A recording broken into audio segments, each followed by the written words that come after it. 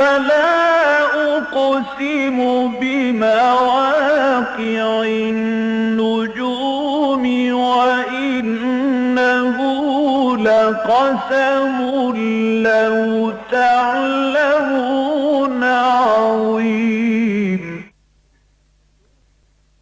إنه لقرآن كريم في كتاب مكنون لا يمسه إلا المطهرون تنزيل من رب العالمين.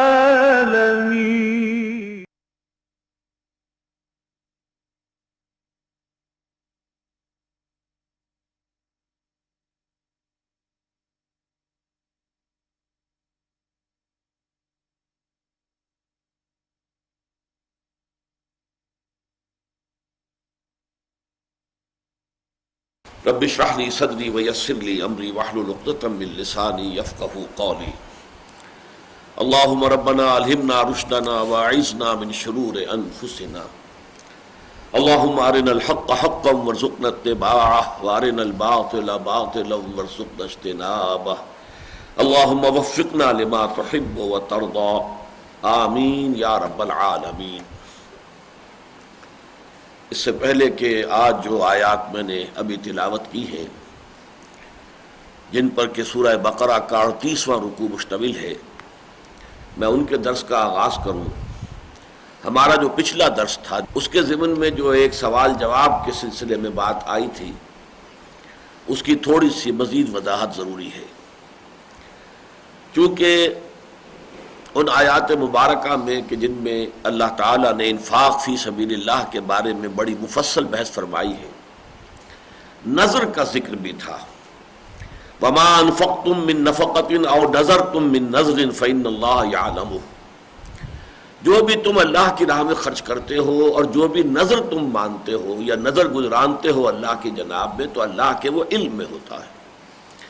نظر کے بارے میں نے عرض کیا تھا کہ قرآن مجید میں اگرچہ یہ بات تو ہمیں معلوم ہوتی ہے کہ اگر نظر مانی جائے، منت مانی جائے، تو پھر اس کا پورا کرنا ضروری ہے. یوفون بالنذر ویخافون یوما کان شرہ مستطیرا. سورۃ الدہر میں بھی آیت آئی ہے، نظر کے پورا کرنے والے جو ہیں ان کی وہاں طرح کی گئی ہے. البتہ میں نے عرض کیا تھا کہ جہاں تک نظر کا اصلاً معاملہ ہے تو میری طبیعت کچھ اس کو قبول نہیں کرتی، مناسبت نہیں ہے میری طبیعت کو کہ اللہ کے ساتھ اس طرح کا معاملہ کیا جائے کہ اللہ اگر یہ میرا کام تو کر دے تو پھر میں تیرے لیے اتنی خیرات کروں گا، اتنی نفل پڑھوں گا یا اتنی عبادت کروں گا. اس طرح کی سودے بازی اللہ تعالیٰ کے ساتھ کرنا کچھ اچھا نہیں لگتا. اس پر سوال بھی آیا تھا، میں نے پھر عرض کیا تھا کہ میرے پاس دلیل کوئی نہیں ہے، لیکن میں تو صرف اپنا جو بھی ایک احساس ہے وہ میں نے آپ کے سامنے رکھ دیا ہے، لیکن میں اس کی حرمت کا کوئی اعلان نہیں کر رہا کہ نظر ماننا حرام ہے یا غلط ہے یا مکروہ تحریمی ہے، نہیں. لیکن یہ کہ بس میری طبیعت اسے قبول نہیں کرتی. اس اجتماع میں جو حضرات موجود تھے ان میں سے ہمارے ایک عزیز نے پھر مجھے حدیث نبوی جو ہے وہ پہنچا دی، جس سے کہ میرے اس خیال اور احساس کی پوری تائید ہو گئی. یہ حدیث قدسی ہے، یہ میں اب آپ کو پڑھ کر سنا رہا ہوں. یہ حدیث قدسی جو ہے احمد ابن حنبل کی رحمہ اللہ کے مسند میں موجود ہے. اس کے علاوہ بخاری شریف میں بھی موجود ہے، حضرت ابو ہریرہ سے بھی، حضرت عبداللہ ابن عمر سے بھی. لیکن بخاری میں جو یہ دو مقامات پر آئی ہے اس میں یہ صراحت نہیں ہے کہ یہ حدیث قدسی ہے، بلکہ یہ کہ نبی کی حدیث، نبی اکرم صلی اللہ علیہ وسلم کے قول کی حیثیت سے اس کو بیان کیا گیا ہے. جبکہ یہ حضرت ابو ہریرہ ہی سے جبکہ مسند احمد ابن حنبل میں آئی ہے تو اس میں بالکل وضاحت ہے کہ یہ حدیث قدسی ہے، اور میں اسی کا متن آپ کو سنا رہا ہوں. عن ابی ہریرہ رضی اللہ عنہ عن النبی صلی اللہ علیہ وسلم قال قال اللہ عز وجل. حضرت ابو ہریرہ سے روایت ہے اور وہ روایت کر رہے ہیں نبی اکرم صلی اللہ علیہ وسلم سے کہ آپ نے فرمایا کہ اللہ تعالیٰ یہ فرماتا ہے، قال اللہ عز وجل لا یاتی النظر علی ابن آدم بشیء لم اقدرہ علیہ، نظر ماننے کی وجہ سے ابن آدم کو کوئی ایسی شے نہیں ملتی جو میں نے پہلے سے اس کے لیے مقدر نہ کر دی ہو. یا نظر کا ماننا نہ ماننا اس اعتبار سے گویا کہ بالکل برابر ہے. اللہ تعالیٰ نے جو بات پہلے سے طے کی ہوئی ہے اس نظر کی وجہ سے اس میں کوئی تبدیلی نہیں ہوگی. فرمایا قال اللہ عز وجل لا یأتی النظر علی ابن آدم بشیء لم اقدرہ علیہ ولکنہ شیء استخرج بہ من البخیل یؤتینی علیہ ما لا یؤتینی علی البخل.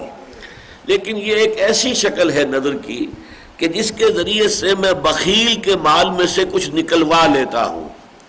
اگر یہ بخل جو ہے اس کے اوپر مسلط رہے اور وہ نظر نہ مانے تو وہ مال نہیں نکالے گا، وہ نہیں صدقہ و خیرات. نظر کے حوالے سے کم یہ کہ کچھ غرباء کا کسی مساکین کا کوئی فائدہ ہو جاتا ہے، بھئی یہ فائدہ ہے. باقی جہاں تک میری تقدیر ہے، میرا فیصلہ ہے، وہ اپنی جگہ برقرار رہتا ہے.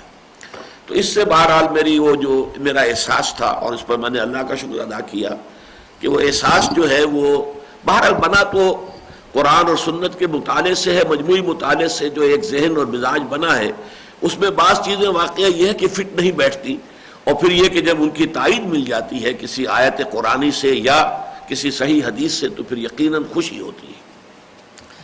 اب آج کا جو ہمارا درس ہے یہ 38واں رکوع سورہ بقرہ کا، یہ سود کے موضوع پر سمجھ لیجئے کہ قرآن حکیم کی جو آخری آیات نازل ہوئی ہیں حرمت ربا پر، اور جن میں بہت ہی شدید وعید ہے، بڑی تنبیہ ہے، یہ 8 آیات وہ ہیں.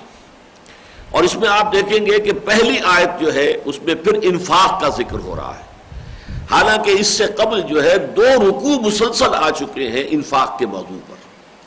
اس کو اچھی طرح سمجھ لیجئے. اگرچہ بعض مفسرین جو ہیں مثلا مولانا امین احسن اصلاحی صاحب نے بھی اور مولانا مفتی محمد شفیع صاحب نے بھی، جب وہ اپنے تفسیر کے ذیل میں پھر جب حصے بناتے ہیں کہ فلاں آیت تک جو ہے وہ گویا کہ ایک مضمون ہے، اس کے بعد اگلا مضمون شروع ہو رہا ہے، تو پہلے اس حصے کی تفسیر کریں گے پھر چلیں گے اگلے کی طرف. تو اس میں انہوں نے اس پہلی آیت کو بھی کہ جو 38ویں رکوع کی ہے شامل کیا ہے 37ویں رکوع کے ساتھ، اس لیے مضمون کے اعتبار سے مناسبت اس کے ساتھ ہے. لیکن واقعہ یہ ہے کہ میں یہ محسوس کرتا ہوں کہ وہ بات جو میں نے بارہا کہی ہے، جب تعارف قرآن اور خاص طور پر قرآن حکیم کی جو تدوین ہوئی ہے اور اس کے جو مختلف مراحل ہیں جمع و تدوین قرآن کے، اس کے ضمن میں ایک بات عرض کیا کرتا ہوں کہ جہاں تک رکوعوں کا تعلق ہے، اگرچہ دور صحابہ میں تو صرف سورتیں اور آیتیں، صرف یہ تقسیم تھی، اور اس کے علاوہ احزاب تھے، 7 احزاب کہ جن میں سورتیں پوری شامل ہیں، اور جس کو تقریباً یوں سمجھیے کہ مساوی، تقریباً برابر نہیں ہے بالکل، لیکن تقریباً مساوی 7 حصوں میں قرآن مجید تقسیم ہو جاتا ہے، تاکہ ایک شخص کے جو ہر ہفتے قرآن مجید کی تلاوت مکمل کرنا چاہتا ہو، جسے ہم ختم قرآن کہتے ہیں، ہر ہفتے ختم قرآن کرنا چاہے تو ایک حزب جو ہے روزانہ وہ پڑھ لے تو ہر ہفتے میں اس کا قرآن مکمل ہو جائے گا. لیکن یہ کہ اس کے بعد رکوعوں کی تقسیم ہوئی ہے، اور یہ ہوئی ہے حجاج ابن یوسف کے زمانے میں. اس کے بعد پاروں کی تقسیم کب ہوئی ہے کچھ معلوم نہیں. حجاج ابن یوسف کا دور جو ہے کم سے کم وہ تابعین کا دور ہے، تو تابعین کے دور میں جو تقسیم کی گئی ہے وہ مجھے محسوس ہوتا ہے اکثر نہایت صحیح تقسیم ہے. تقسیم اس اعتبار سے کی گئی ہے کہ اگر طویل صورت ہے جیسے سورہ بقرہ ہے، ظاہر بات ہے کہ ایک رکعت پوری صورت کے پڑھنے کا تو کوئی امکان نہیں ہے، یہ کہ اس کے ایسے حصے کر دیے جائیں کہ ایک رکعت میں آسانی سے ایک حصہ پڑھا جا سکے، اور اس میں یہ کہ مضمون کچھ ہو جائے، کوئی گڑبڑ نہ ہو کہ ایک بات بیچ میں رہ گئی اور رکوع آ گیا، پھر اگلے رکعت میں شروع کی تو وہ بات جو ہے وہ ایسے شروع ہو رہی ہے ابرپٹ کہ اس کا ثابت کے ساتھ تعلق نظر نہیں آ رہا. تو بجائے اس کے کہ یہ شکل پیدا ہو نماز پڑھتے ہوئے، تو یہ رکوع جو ہے اس رکوع کے ساتھ ہی رکوع کا لفظ یہ بنا ہے کہ رکوع کرنے کے لیے گویا کہ وہ مقام مناسب ہے کہ جہاں پر رکوع کا نشان لگا دیا گیا ہے. اور یہ جو تقسیم ہوئی ہے یہ بہت حد تک بہت مناسب ہے.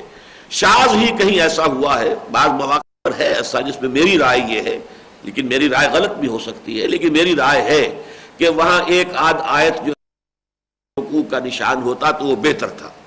وہ اس لیے کہ ظاہر بات ہے کہ نظم قرآن کا ایک اندازہ کیا اس وقت کے رکوع نظم قرآن کا ایک اندازہ ہمیں آج ہو رہا ہے، تو اس میں اختلاف رائے ہو سکتا ہے، لیکن خاص اس مقام کا میں تذکرہ اس لیے کر رہا ہوں کہ واقعہ یہ ہے کہ یہ مجھے بہت بڑا ثبوت ملا ہے کہ جس نے بھی رکوع کا نشان لگایا ہے وہ بہت ہی یعنی بربنائے بصیرت اور بہت گہرے فہم کی بنیاد پر کیا ہے، اس لیے کہ وہ جو 2 رکوع ہم پڑھ چکے ہیں تو اس کا در حقیقت جو ہے سورہ بقرہ کا جو عام تسلسل ہے مضامین کا اس کے ساتھ تعلق ہے۔ وہ جو 4 لڑیاں میں نے گنوائی ہیں کہ 4 لڑیاں جو ہیں جو نصف ثانی ہے سورہ بقرہ کا، 2 احکام شریعت کی لڑیاں ہیں، لیکن ان کو 2 میں تقسیم ایسے کریں گے، ایک ہے عبادات، ایک ہے معاملات۔ 2 لڑیاں ہیں جہاد فی سبیل اللہ کی، لیکن ان کو تقسیم کریں گے انفاق فی سبیل اللہ، قتال فی سبیل اللہ۔ تو اس طرح 4 لڑیاں چل رہی ہیں، بڑی پیرلل چل رہی ہیں، بڑی متوازن ہیں۔ اس میں ہم دیکھتے ہیں کہ یہ جو دونوں آخری لڑیاں ہیں یہ قرآن مجید میں سورہ بقرہ کے اس بار بار مضامین یہ آئے ہیں، انفاق قتال، انفاق قتال۔ لیکن پھر ہم نے دیکھا کہ 2 رکوع مکمل آئے قتال پر۔ یہ جو 32واں اور 33واں رکوع تھا اس کے اندر جو مفصل گفتگو آئی ہے، اور اس میں کہ جو طالوت اور جالوت کی جنگ ہوئی تھی، تو اس کے اندر 2 رکوعوں کے اندر در حقیقت سارا معاملہ قتال فی سبیل اللہ کا ہے، اور وہ در حقیقت ایک پیشگی اطلاع تھی کہ اب یہی مرحلہ محمد الرسول اللہ صلی اللہ علیہ وسلم کی دعوت و تحریک کے ضمن میں پیش آنے والا ہے غزوہ بدر کی صورت میں۔ اب اس بیلنس کے لیے کہ تاکہ وہ انفاق فی سبیل اللہ، قتال فی سبیل اللہ کے ساتھ بیلنس ہو جائے، یہ مکمل 2 رکوع جو ہم پڑھ چکے ہیں 36واں اور 37واں، یہ پھر انفاق فی سبیل اللہ کے بارے میں آ گئے، تو وہ توازن جو ہے ان دونوں لڑیوں کا مکمل ہو گیا۔ لیکن اس رکوع میں کہ جس کا اصل مضمون ہے حرمت ربا، پہلی آیت جو لائی گئی ہے وہ انفاق فی سبیل اللہ کے بارے میں ہے، اور ان آیات کے بارے میں اجماع ہے تقریباً کہ یہ سن 8 بلکہ 9 ہجری میں نازل ہوئی ہے، یعنی نبی اکرم صلی اللہ علیہ وسلم کے وصال سے بس کچھ ہی عرصہ قبل یہ آیات جو ہے نازل ہوئی ہیں، جبکہ سورہ بقرہ کا عام طور پر زمانہ نزول جو ہے وہ ہجرت کے بعد متصلاً بعد سے لے کر غزوہ بدر سے متصلاً قبل ہے، عام زمانہ وہ ہے۔ تو یہ گویا کہ بالکل علیحدہ زمانے میں نازل ہوئی ہیں، اور ان میں یوں سمجھیے کہ لگ بھگ 6-7 سال کا فصل ہے، کسی ایک نسبت کے وجہ سے اور کسی مناسبت کی وجہ سے ان کو یہاں درج کیا گیا ہے، لیکن یہ کہ زمانہ نزول کے اعتبار سے تو بہت فرق ہے کہ باقی سورہ بقرہ جو ہے اکثر و بیشتر ہجرت کے متصلاً بعد سے لے کر اور غزوہ بدر سے متصلاً قبل تک نازل ہوئی، جبکہ یہ سن 8 یا 9 میں تو گویا کہ 6-7 برس کا فصل ہے۔ لیکن میں یہ سمجھتا ہوں کہ غالباً اسی لیے یہ ایک آیت یہاں پر شامل کی گئی، اور بہت سے ہمارے مفسرین کو یہ مغالطہ ہو رہا ہے کہ یہ آیات بھی گویا کہ پچھلے 2 رکوعوں کے ساتھ مسلسل ہے۔ حقیقت میں یہ ان آیات کے ساتھ کہ جن میں حرمت سود کا بیان ہوا ہے اس کے ساتھ ربط کی بنا پر یہ آیت لائی گئی۔ وہ آیت کیا ہے؟ الذین ينفقون اموالهم باللیل والنہار سرا وعلانیۃ، یقیناً وہ لوگ جو خرچ کرتے ہیں اپنے اموال رات کے وقت بھی اور دن کے وقت بھی اور خفیہ طور پر بھی اور اعلانیہ بھی، فلہم اجرہم عند ربہم، تو ان کے لیے تو ان کا اجر ہے جو محفوظ ہے ان کے رب کے پاس، ولا خوف علیہم ولا هم یحزنون، اور نہ وہ کسی خوف سے دوچار ہوں گے، نہ انہیں کوئی خوف لاحق ہوگا، نہ ہی وہ کسی رنج سے دوچار ہوں گے۔ اب یہ آیت جو ہے در حقیقت یہ تمہید بن رہی ہے سائملٹینیس کنٹراسٹ کے طور پر احکام حرمت ربا کی۔ اس کے لیے میں یہ چاہتا ہوں کہ تھوڑا سا آپ کو ربا کا ذکر جو قرآن مجید میں آیا ہے اور جس ترتیب سے آیا ہے، جس کی کہ آخری آیات یہ ہیں جو آج ہم پڑھ رہے ہیں، تو اس ترتیب کو آپ کے سامنے لانا چاہتا ہوں کہ ہر جگہ آپ یہ دیکھیں گے جہاں بھی ربا کے بارے میں کوئی بیان ہے وہاں ساتھ ہی انفاق کا ذکر بھی موجود ہے، گویا کہ یہ دونوں چیزیں ایک دوسرے کی ضد ہیں۔ وہ بعد میں عرض کروں گا کہ اس ضد کی بنیاد کیا ہے، متضاد ہیں ایک دوسرے سے، انفاق فی سبیل اللہ اور سود۔ لیکن سب سے پہلے ذرا نوٹ کر لیجئے، سورہ روم جو ہے یہ تقریباً مکی دور کے وسط میں نازل ہوئی ہے، سن 6-7، یہ گویا کہ نبوی ہجرت سے تقریباً 5 سال قبل، 6 سال قبل یہ سورہ مبارکہ نازل ہوئی، اور اس کی یہ 2 آیتیں ذرا سنیے، 38ویں اور 39ویں۔ فآت ذی القربى حقہ والمسکین وابن السبیل ذالک خیر للذین یریدون وجہ اللہ واولئک هم المفلحون وما آتیتم من ربا لِيَرْبُوَ فِي أَمْوَالِ النَّاسِ فَلَا يَرْبُو عِندَ اللَّهِ وَمَا آتَيْتُم مِّن زَكَاةٍ تُرِيدُونَ وَجْهَ اللَّهِ فَأُولَٰئِكَ هُمُ الْمُضْعِفُونَ صدق اللہ العظیم۔ اب دیکھیے یہ مکی دور میں ربا کا ذکر ہو رہا ہے، ربا کی شناعت کہہ لیجئے یا اس کی برائی بیان ہو رہی، حکم کا انداز نہیں ہے یہاں، ابھی کوئی تحریم کے الفاظ نہیں ہے، ممانعت کے نہیں ہے، نہیں کا کوئی جو ہے یہاں موجود نہیں ہے اسلوب، لیکن ایک شے کی جو شناعت ہے وہ ظاہر کی جا رہی ہے۔ اور آج میں سوچ رہا تھا کہ یہی معاملہ شراب کا بھی ہے، کہ مکی صورتوں میں بھی شراب کی مذمت ضرور آئی ہے، اگرچہ کہیں صراحتاً نہیں لیکن بالواسطہ آئی ہے۔ وہ یہ کہ جو جنت کی شراب کا ذکر آتا ہے اس کے جو اوصاف بیان کیے جاتے ہیں ان میں گویا کہ بالواسطہ مذمت ہے اس دنیا کی شراب کا، اس شراب سے انسان بہک جاتا ہے، جبکہ جنت میں جو بھی شراب دی جائے گی شرابن طہورا، اس سے انسان بہکے گا نہیں۔ اس شراب کی وجہ سے سر میں گرانی ہوتی ہے، تو اس میں یہ تمام خرابیاں جو ہے قرآن میں آتی ہیں کہ یہ جنت کی شراب میں یہ چیزیں نہیں ہے، یہ چیز نہیں ہے، یہ چیز نہیں ہے، یہ چیز نہیں ہے۔ ایک لذت ہوگی، لذت للشاربین، پینے والوں کے لیے لذت بھی ہوگی، سرور بھی ہوگا، کیف بھی ہوگا، فرحت بھی ہوگی، لیکن نہ تو سر میں گرانی پیدا ہوگی، نہ اس کے کوئی آفٹر ایفیکٹس برے ہوں گے، اور نہ کہیں اس کو پی کر کوئی شخص بہک جائے گا۔ تو گویا کہ اس دنیا میں جس شراب کا استعمال ہو رہا ہے اس کی مذمت کے یہ تین پہلو جو ہیں مکی صورتوں میں بار بار آئے ہیں۔ اسی طرح کی یہ مذمت ہے جو سود کی ان سورہ روم کی آیات میں آ رہی ہے۔ فرمایا تو ادا کرو قرابت دار کو اس کا حق، اور مسکین کو بھی اور مسافر کو بھی، ذالک خیر للذین یریدون وجہ اللہ، یہی بہتر روش ہے ان لوگوں کے لیے کہ جو اللہ تعالیٰ کی رضا کے جویا ہو، وَأُولَٰئِکَ هُمُ الْمُفْلِحُونَ، اور وہی حقیقت میں فلاح پانے والے ہیں۔ وَمَا آتَيْتُم مِّن رِّبًا لِيَرْبُوَ فِي أَمْوَالِ النَّاسِ، اور جو تم دیتے ہو سود پر رقم تاکہ وہ بڑھے لوگوں کے مال میں، فلا یربو عند اللہ، تو وہ اللہ کے نزدیک نہیں بڑھتی، اس میں کوئی اضافہ نہیں ہوتا، اس میں کوئی برکت پیدا نہیں ہوتی۔ وما آتیتم من زکات، اور یہ جو تم زکوٰۃ اپنے تزکیہ نفس کے حصول کے لیے خرچ کرتے ہو اور دیتے ہو، حالانکہ یہاں بھی زکوٰۃ جو اصطلاحی معنی میں نہیں ہے، یہ زکوٰۃ کا لفظ جو ہے اپنے اصل لغوی مفہوم میں ہے کہ تزکی، یعنی انسان یہ چاہتا ہے اپنا طہارت نفس اور تزکیہ نفس حاصل کرنے کے لیے، اسی لیے تو یہ زکوٰۃ کا لفظ آیا ہے سورۃ اللیل کے اندر بھی، الذی یؤتی مالہ یتزکی، جو شخص کے اپنا مال خرچ کرتا ہے تزکیہ حاصل کرنے کے لیے۔ اور وہاں جو ہے ان آیات کے بارے میں امام فخر الدین رازی کا تعلق ہے تو صراحت کے ساتھ لکھا ہے، بڑی یعنی وثوق کے ساتھ، کہ وہ آیات جو ہے حضرت ابوبکر رضی اللہ تعالیٰ عنہ کی شان میں نازل ہوئی ہیں۔ یہ جو آیت میں نے ابھی پڑھی ہے 38ویں رکوع کی پہلی، اس کے بارے میں بھی زمخشری کا یہ قول نقل کیا امام رازی نے کہ یہ بھی حضرت ابوبکر رضی اللہ تعالیٰ عنہ کی شان میں نازل ہوئی ہے۔ میں اس کا واقعہ بھی آپ کو بعد میں بتا دوں گا۔ اس فصل میں بتانا چاہ رہا ہوں کہ سورۃ اللیل میں جو آیا ہے فَأَنذَرْتُكُمْ نَارًا تَلَظَّىٰ، دیکھو میں نے تمہیں خبردار کر دیا ہے اس آگ سے جو بھڑک رہی ہے، لَا يَصْلَاهَا إِلَّا الْأَشْقَىٰ، اس میں نہیں جھونکا جائے گا مگر وہی جو بہت شقی ہے، الَّذِي كَذَّبَ وَتَوَلَّىٰ، جس نے جھٹلایا اور پیٹھ موڑ لی، وَسَيُجَنَّبُهَا الْأَتْقَىٰ، اور جو متقی ہے، بہت متقی، یعنی متقیوں کا سردار ہے، اتقا، اب یہاں مراد ہے حضرت ابوبکر صدیق رضی اللہ تعالیٰ عنہ، اتقا ہے، صرف متقی کا لفظ نہیں آیا ہے، سب سے بڑھ کر متقی، الذی یؤتی مالہ یتزکی، جو اپنا مال خرچ کرتا ہے، دیتا ہے تزکیہ نفس کے حصول کے لیے، وما لأحد عنده من نعمت تجزا، اور وہ جو خرچ کر رہا ہے وہ کسی کے احسانات کا بدلہ چکانے کے لیے نہیں کر رہا ہے، الا ابتغاء وجہ ربہ الاعلی، سوائے اس کے کہ اپنے پروردگار بلند و بالا کی رضا اسے مطلوب ہے، ولسوف یرضی، اور وہ یقیناً راضی ہو جائے گا۔ اب اس میں یرضا کا جو اس میں جو ضمیر فاعلی دونوں طرف جا سکتی ہے، اللہ بھی راضی ہو جائے گا اور جو خرچ کرنے والا وہ بھی راضی ہو جائے گا، اللہ تعالیٰ بھی اسے راضی فرما دے گا۔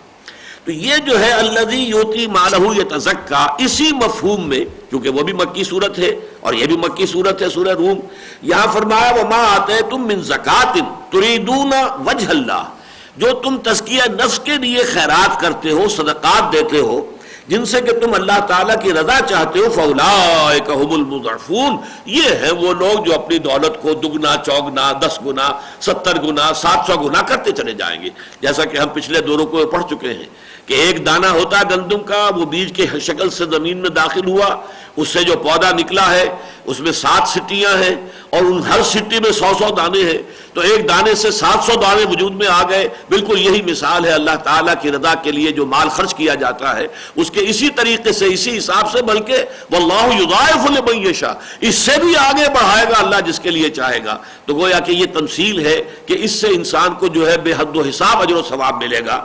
لیکن یہاں پہ جان لیجئے کہ یہاں بھی تقابل آیا ہے، انفاق فی سبیل اللہ، صدقہ و خیرات، اور اس کے مقابلے میں ربا۔ اسی طرح آپ دیکھیے کہ سورہ آل عمران میں آیت نمبر 130 میں آیا، یا ایھا الذین آمنوا لا تاکلوا الربا اضعافا مضاعفۃ واتقوا اللہ لعلکم تفلحون، اہل ایمان مت کھاؤ سود دگنا چوگنا، دگنے پر دگنا، اور اللہ سے ڈرو تاکہ تم فلاح پاؤ۔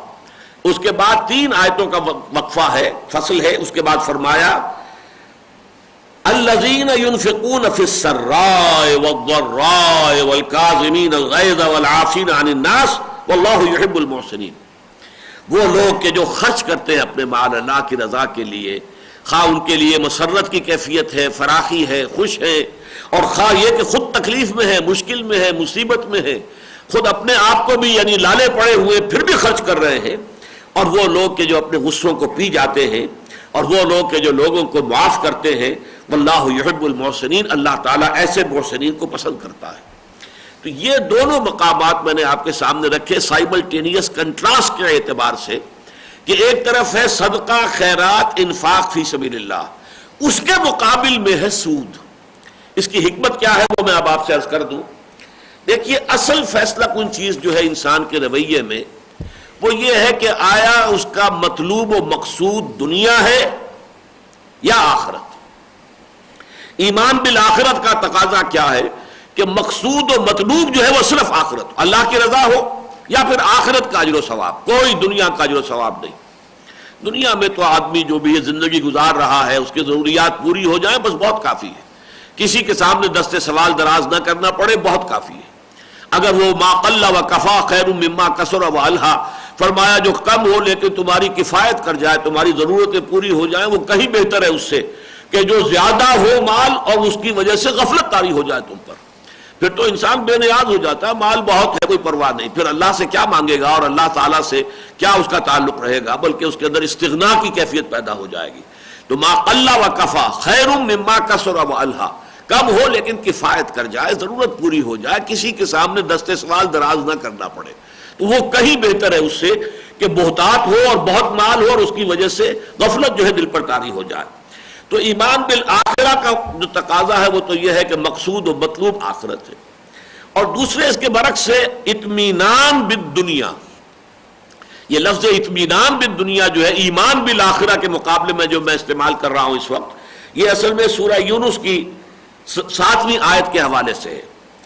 وہاں فرمایا ان الذین لا یرجون لقاءنا ورضوا بالحیات الدنیا واطمأنوا بها، وہ لوگ کہ جو ہم سے ملاقات کے امیدوار ہی نہیں ہیں، دنیا کی زندگی پر راضی بھی ہو گئے ہیں اور مطمئن بھی ہیں، بس یہی یہ مقصود ہے، یہی مطلوب ہے، یہی اوڑھنا ہے، یہی بچھونا ہے، بھاگ دوڑ ہے تو اسی کے لیے ہے جس کے لیے سورہ کہف میں آیا ہے الذین ضل سعیہم فی الحیات الدنیا، جن کی بھاگ دوڑ محنت ساری کی ساری صرف دنیا کی زندگی ہی کے اندر بھٹک کر رہ گئی، گمراہ ہو کر رہ گئی، انہی بھول بھلائیوں میں گم ہو کر رہ گئی۔ تو وہ لوگ جو ہیں گویا کہ وہ جو حیات دنیاوی پر مطمئن ہو جاتے ہیں۔ اب یہاں سوال پیدا ہوتا ہے اصل میں، جس سے کہ اب آپ کو یہ تقابل سمجھ میں آئے گا کہ انفاق فی سبیل اللہ کے مقابلے میں سود کیوں آ رہا ہے۔ اصل مسئلہ ہے عفو کا۔ عفو کسے کہتے ہیں جو ہم پڑھ چکے ہیں سورہ بقرہ میں، یسألونک ماذا ينفقون قل العفو، اے نبی یہ آپ سے پوچھتے ہیں کہ کتنا خرچ کریں اللہ کی راہ میں، انفقوا انفقوا انفقوا انفقوا فی سبیل اللہ ولا تلقوا بأیدیکم الی التہلکہ، خرچ کرو اللہ کی راہ میں اور اپنے آپ کو خود اپنے ہاتھوں ہلاکت میں مت ڈالو۔ یا انفقوا مما رزقناکم من قبل ان یاتی یوم لا بیع فیہ ولا خلۃ ولا شفاعۃ والکافرون هم الظالمون۔ اب یہ بار بار جو آ رہا ہے تو کتنا خرچ کریں؟ قل العفو، کہہ دیجئے جو بھی تمہاری ضرورت سے زائد ہو۔ یہ جو ضرورت سے زائد ہے عفو جس کو قرآن نے کہا ہے، جس کو آج کل کی بینکنگ کی دنیا میں بچت کہا جاتا ہے. بچت، savings bank, savings account, savings, بچاؤ بچاؤ بچاؤ. لیکن بچاؤ کس لیے؟ سود کے لیے. جبکہ اس کا اصل مصرف کس کے لیے ہے؟ وہ یہ ہے کہ عفو جو ہے در حقیقت وہ اس لیے ہے کہ انفاق کر دیا جائے، خرچ کر دیا جائے، دے دیا جائے اللہ کی راہ میں، صدقہ خیرات یا اللہ کے دین کے لیے خرچ، یا انفاق ہو یا کم سے کم یہ کہ قرض حسنہ دے کر کسی کی ضرورت پوری کر دی جائے. یہ کم ترین درجہ ہے، اس سے کوئی سود اور اس سے کوئی منفعت لینی مقصود نہ ہو. باقی یہ ہے، ورنہ ایک شخص وہ ہے جو اپنی بچت کو بھی، اب ایک شخص ہے کوئی اس کے زمین ہے وہاں سے اس کا گزارا ہو رہا ہے، یا کوئی ایک شخص ہے جس کا کوئی ملازمت ہے، اس کی تنخواہ ہے، ہر مہینے آ رہی ہے، بچت ہو رہی ہے. اس بچت کا کیا کرے؟ اب اس کے دو مصرف ہیں. ایک تو یہ کہ اس کو آپ اللہ کی راہ میں دے دیں، یہ ہے روحانیت، یہ ہے ایمان کا تقاضا، یہ ہے احسان. ایک یہ کہ اسے مزید کمانے کے لیے کھپا دے. اچھا، کمانے کے لیے کہیں مزید کھپا دینا وہ بھی اس کی ہر شکل حرام مطلق نہیں ہے، لیکن اس کی ایک شکل جو ہے سود کہ قرض کے طور پر دے کر اور اس پر معین نفع جو ہے شرع کے مطابق لیا جائے، یہ بدترین شے ہے. اس سے زیادہ خبیث شے کوئی نہیں انسانی معاملات کے اندر. تو یہ در حقیقت ایک دوسرے کی ضد ہو گئے. درمیان میں بہت سی شکلیں ہیں. مثلا آپ نے صدقہ نہیں دیا، قرض حسنہ دے دیا، چلیے یہ بھی اعلیٰ ترین نہیں، اس سے کمتر مقام تو ہے. اچھا، اس سے نیچے آپ آ گئے اور یہ کہا کہ بھائی کچھ نہ کچھ میرا بھی، مجھے بھی فائدہ ہو جائے، کوئی حد نہیں، مزاربت پر دے دیا کہ ٹھیک ہے تمہارے پاس، تم کام کر سکتے ہو، تمہارے پاس پیسہ نہیں ہے، لو یہ پیسہ میرے پاس فاضل ہے، لے لو، کام کرو، اگر نقصان ہو گیا تو سارا میرا گیا، میں برداشت کروں گا پورے نقصان کو، اگر نفع ہو جائے تو کچھ مجھے بھی دے دینا. یہ مزاربت ہے. اس کو جائز کے درجے میں رکھا گیا ہے. در حقیقت اصلاً پسندیدہ یہ بھی نہیں ہے. پسندیدہ تو یہ ہے کہ قرض حسن دو اسے اور اس کو کہو کہ وہ اپنا کام چلا کر اپنی اصل رقم تمہاری واپس کر دے. اس سے بھی زیادہ اونچا مقام یہ کہ دے دو، صدقہ کر دو، خیرات کر دو، دے دو، مدد کرو، انفاق کرو. تو گویا کہ آپ دو درجے نیچے آ گئے ہیں کہ آپ مزاربت پر اپنی رقم دے رہے ہیں کہ اس سے آپ کو کوئی نفع اور کوئی جو آمدنی بھی مطلوب ہے کسی درجے میں. لیکن اس سے نیچے آ کر کہ میں آپ کو قرض دے رہا ہوں، آپ نے تو مجھے بہرحال اس شرح سے جو ہے وہ سود دینا ہے، یہ تو حرام ترین شے ہے. اس سے زیادہ حرام کوئی شے ہمارے دین میں نہیں. تو در حقیقت انفاق اور سود یہ ایک دوسرے کی کامل ضد ہے. اسی لیے آپ نے دیکھا کہ سورہ روم میں بھی پہلے انفاق کا تذکرہ ہوا اور پھر سود کا تذکرہ ہوا، پھر سود کے ساتھ ہی دوبارہ اللہ کی راہ میں اللہ کی رضا جوئی کے لیے خرچ کرنے کا معاملہ آ گیا. کیونکہ اصل مسئلہ اسی کا ہے. ایک آدمی جو ہے بس اس کی ضروریات پوری ہو رہی ہیں، اللہ کا شکر ادا کر رہا، چل رہا ہے، ٹھیک ہے، اس کے پاس کوئی بچت ہے ہی نہیں، فاضل ہے ہی نہیں، معاملہ کوئی نہیں، اس کے لیے کوئی پرابلم پیدا نہیں ہوا. لیکن جس کے پاس کوئی فاضل جمع ہو گیا، اب یہ جو ایک مارکسسٹ ویلیو جو ہے اس میں بھی سرپلس ویلیو جو ہے، مارکسسٹ فلسفی کے اندر کی بھی اصطلاح ہے سرپلس ویلیو. میرے نزدیک اسلامی اقتصادیات کی اصطلاح جو ہے یہ سرپلس ویلیو یہ ہے بچت، عفو، جو تمہاری ضروریات سے بچ گیا ہے. اب اس کا مصرف جو ہے جیسا کہ میں نے عرض کیا 4 ہے اوپر سے نیچے تک. اعلیٰ ترین مصرف صدقہ، خیرات، انفاق فی سبیل اللہ. اس سے کمتر قرض حسن. علامہ اقبال نے ایک شعر میں اس لفظ کو قرض حسنہ کو لیا ہے، از ربا آخر چمی زائد فتن، کس نہ داند لذت قرض حسن. ربا کسے کہتے ہیں؟ حضور کی حدیث ہے، کل قرض یجر منفعتا فہو ربا. اگر کسی قرض سے کوئی منفعت حاصل ہو تو وہ ربا ہے. قرض حسن وہ ہے کہ جس سے آپ کوئی منفعت نہیں چاہتے، بس آپ کے پیش نظر یہی ہے کہ جو رقم آپ دے رہے ہیں وہ آپ کو واپس مل جائے.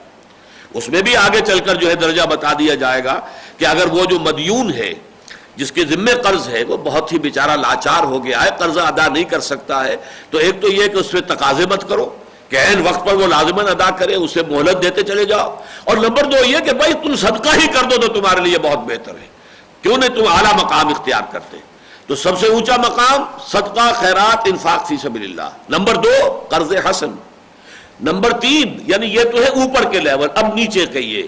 نمبر 3 جو ہے نیچے آ گیا اور وہ یہ ہے کہ مزاربت، بس کہ رقم دے دی ہے، کوئی شخص اپنا کام چلائے اور اگر وہ رقم ڈوب گئی تو ساری تمہاری گئی، کوئی اس کے اوپر تاوان نہیں آئے گا کہ آپ کا حساب ڈنڈ بھرو، میں نے تو اتنی رقم تمہیں دی تھی، میری اتنی رقم واپس کرو. نہیں، وہ واپس کرنے کا پابند نہیں ہے. قرض حسن وہ واپس کرنے کا پابند ہے، الا یہ کہ آپ خود معاف کر دیں.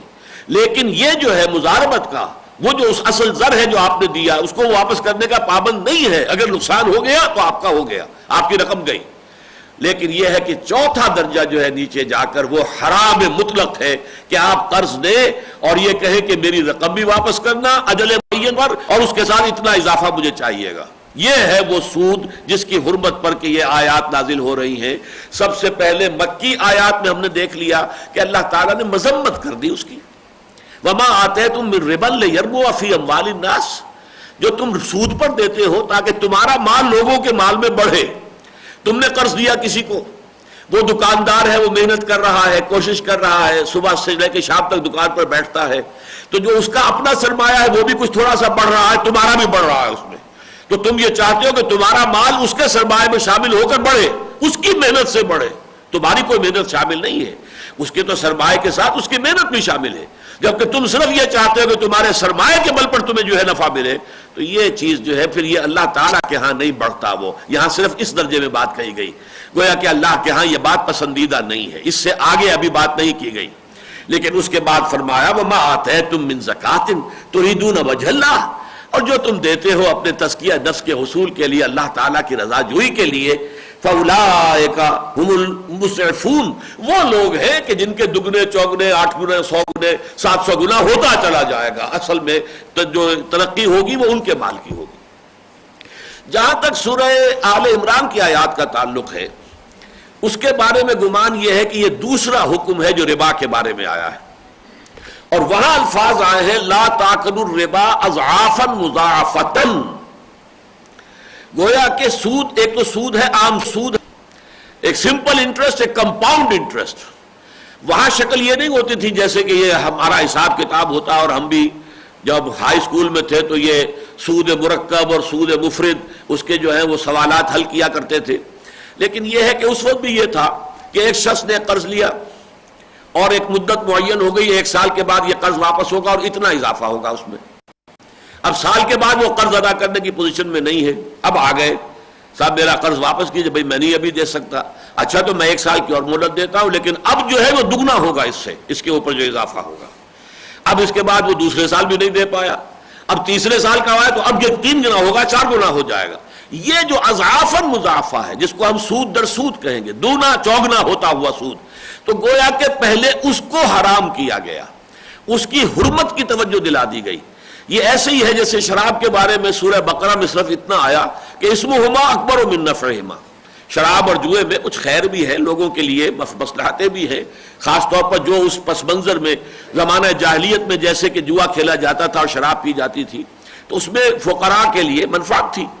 لیکن یہ کہ اسمہما اکبر من نفعہما، ان کا گناہ کا پہلو جو ہے ان کے نفع کے پہلو سے بڑھ کر ہے. پھر اس کے بعد آ گیا لا تقربوا الصلاۃ وانتم سکارا. دیکھو جب شراب کے نشے میں ہو تو نماز کے قریب مت جاؤ. اس سے لوگوں نے سمجھ لیا کہ یہ اب کدھر جا رہا ہے، رخ بہاؤ کدھر ہے، اور بہت سے لوگ اسی وقت شراب سے تائب ہو گئے. اس لیے کہ جو چیز نماز کے راستے میں رکاوٹ بن رہی ہے اس سے زیادہ بری شے اور کون سی ہوگی. اور اس کے بعد پھر وہ آیات آئیں کہ جو سورہ مائدہ کے اندر ہے اور آخری حرمت آ گئی. اسی طرح اس سود کے معاملے میں مذمت اولا تو آ گئی مکی صورت کے اندر، وما آتیتم من ربا لیربو فی اموال الناس فلا یربو عند اللہ. لیکن اس کے بعد جو اس کی سب سے زیادہ مکروہ شکل تھی، بدترین مبغوض ترین، پہلے اس کے بارے میں فرمایا یہ دگنا چوگنا جو ہوتا چلا جا رہا ہے معاملہ، سود در سود اور بڑھتا چلا جاتا ہے، اس کو روک دو، اس کو ختم کر دو. اس لیے اگرچہ بعض مفسرین کہتے ہیں کہ یہ آیت ہی حرمت کی آیت ہے، لیکن اس کے ساتھ پھر وہ معاملہ حل نہیں ہوتا. وہ میں حدیثیں بھی آپ کو سناؤں گا کہ یہ جو آیات آج ہم پڑھ رہے ہیں یہ ہے آخری آیات، اور اصل حرمت سود ان سے ہوئی ہے. اور یہ جو آیت ہے سورہ آل عمران کی، گمان غالب یہ ہے کہ وہ سن 3 ہجری میں نازل ہوئی ہے. تو سن 3 ہجری میں اگر حرمت قطعی ہو گئی ہوتی تو سن 8 یا 9 میں پھر مزید اس کی حرمت کے لیے آخری آیات جو ہے نازل کرنے کا کوئی مطلب نہیں تھا، کوئی اس کے لیے کوئی حکمت نظر نہیں آتی.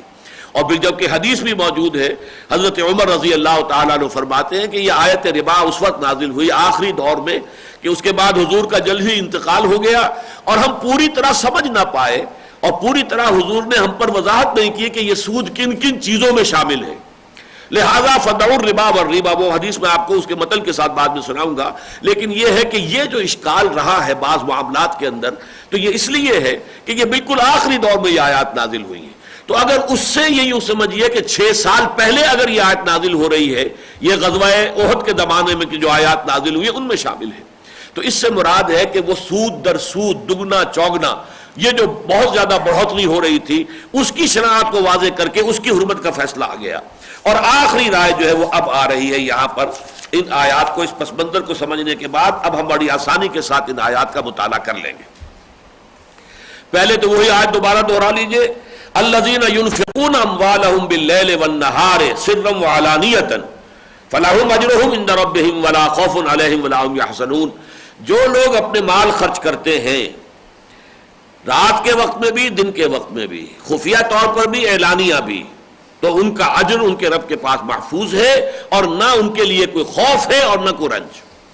اس کے بارے میں میں نے عرض کیا تھا آپ سے کہ امام رازی نے بھی لکھا ہے کہ زمخشری نے یہ روایت نقل کی ہے، اور مفتی محمد شفیع صاحب نے بھی لکھا ہے کہ ابن عساکر کی روایت یہ ہے کہ یہ شان میں آئی ہے، یہ آیت بھی سورۃ اللیل کی آیات کی طرح یہ بھی حضرت ابو بکر رضی اللہ تعالی عنہ کی شان میں ہے، اس لیے کہ ایک موقع پر بالفعل ایسا ہوا کہ حضرت ابو بکر رضی اللہ تعالی عنہ نے 40,000 دینار خرچ کیے اللہ کی راہ میں، لیکن اس طور سے کیے کہ 10,000 رات کو کیے، 10,000 دن میں کیے، پھر 10,000 خفیہ انداز میں کیے، 10,000 اعلانیہ کیے، 40,000 کا انفاق اس طریقے سے کیا، اس پر یہ آیت نازل ہوئی۔ واللہ عالم، یہ جو اس قسم کی احادیث ہوتی ہیں ان کے کوئی بہت زیادہ جو ہے جرح و تعدیل جو ہے ان کے بارے میں کرنے کی ضرورت نہیں ہوتی، یہ فضیلت کی احادیث ہے، تو ان کو کوئی تسلیم کر لے تب بھی ٹھیک ہے، نہ تسلیم کرے تب بھی کوئی بات نہیں، کوئی مذاقہ نہیں۔ الذین ينفقون اموالهم باللیل والنہار سرا وعلانیۃ فلہم اجرہم عند ربہم ولا خوف علیہم ولا هم یحزنون، اس کے بارے میں وہ بات جو شروع میں میں نے عرض کی تھی نوٹ کر لیجئے کہ یہ میرے نزدیک ان اگلی 7 آیتوں کے ساتھ نازل ہوئی ہے سن 8 یا 9 ہجری میں، جن میں کہ حرمت کا آخری حکم آ رہا ہے۔ یہ در حقیقت ان 2 رکوعوں کے ساتھ نہیں ہے کہ جو اصل زمانہ ہے سورہ بقرہ کے نزول کا اس میں نازل ہو چکے تھے، اسی وجہ سے ان کے درمیان 37ویں رکوع کی تکمیل کا جو نشان ہے وہ میرے نزدیک بہت مبنی بر حکمت ہے۔ اب بات شروع ہوئی، الذین یاکلون الربا، وہ لوگ کہ جو کھاتے ہیں سود۔ سود خور، کھانے کا مطلب یہ نہیں ہوتا کہ سود کی رقم آئی تو رقم تو آپ نہیں کھاتے، استعمال کرتے ہیں، وہ کھانا در حقیقت ایک محاورے کے طور پر استعمال ہوتا ہے، سود خوری ہم کہتے ہیں۔ الذین یاکلون الربا، اور ربا کی تعریف میں آپ کو بتا چکا ہوں، کل قرض یجر منفعۃ فہو ربا، ہر قرض کے ساتھ اگر کوئی منفعت ہے، کوئی اضافہ ہو گیا ہے تو وہ ربا ہے۔ یہ حدیث ہے حضور صلی اللہ علیہ وسلم کی۔ تو جو لوگ ربا کھاتے ہیں، سود کھاتے ہیں، لا یقومون الا کما یقوم الذی یتخبطہ الشیطان من المس، وہ نہیں کھڑے ہوتے یا نہیں کھڑے ہوں گے مگر اس شخص کی طرح سے کہ جس کو مخبوط الحواس کر دیا ہو جن نے، شیطان جن نے اسے چھو کر۔ یہ جو خبط کا لفظ آیا، مخبوط الحواس ہم کہتے ہیں، ایک شخص مخبوط الحواس ہے، پاگل ہے، دیوانہ ہے، اس کا ذہنی توازن ٹھیک نہیں ہے، اس کی باتیں جو ہیں ایک دوسرے کے ساتھ مربوط نہیں ہے، وہ خبط کہتے ہیں اس کو۔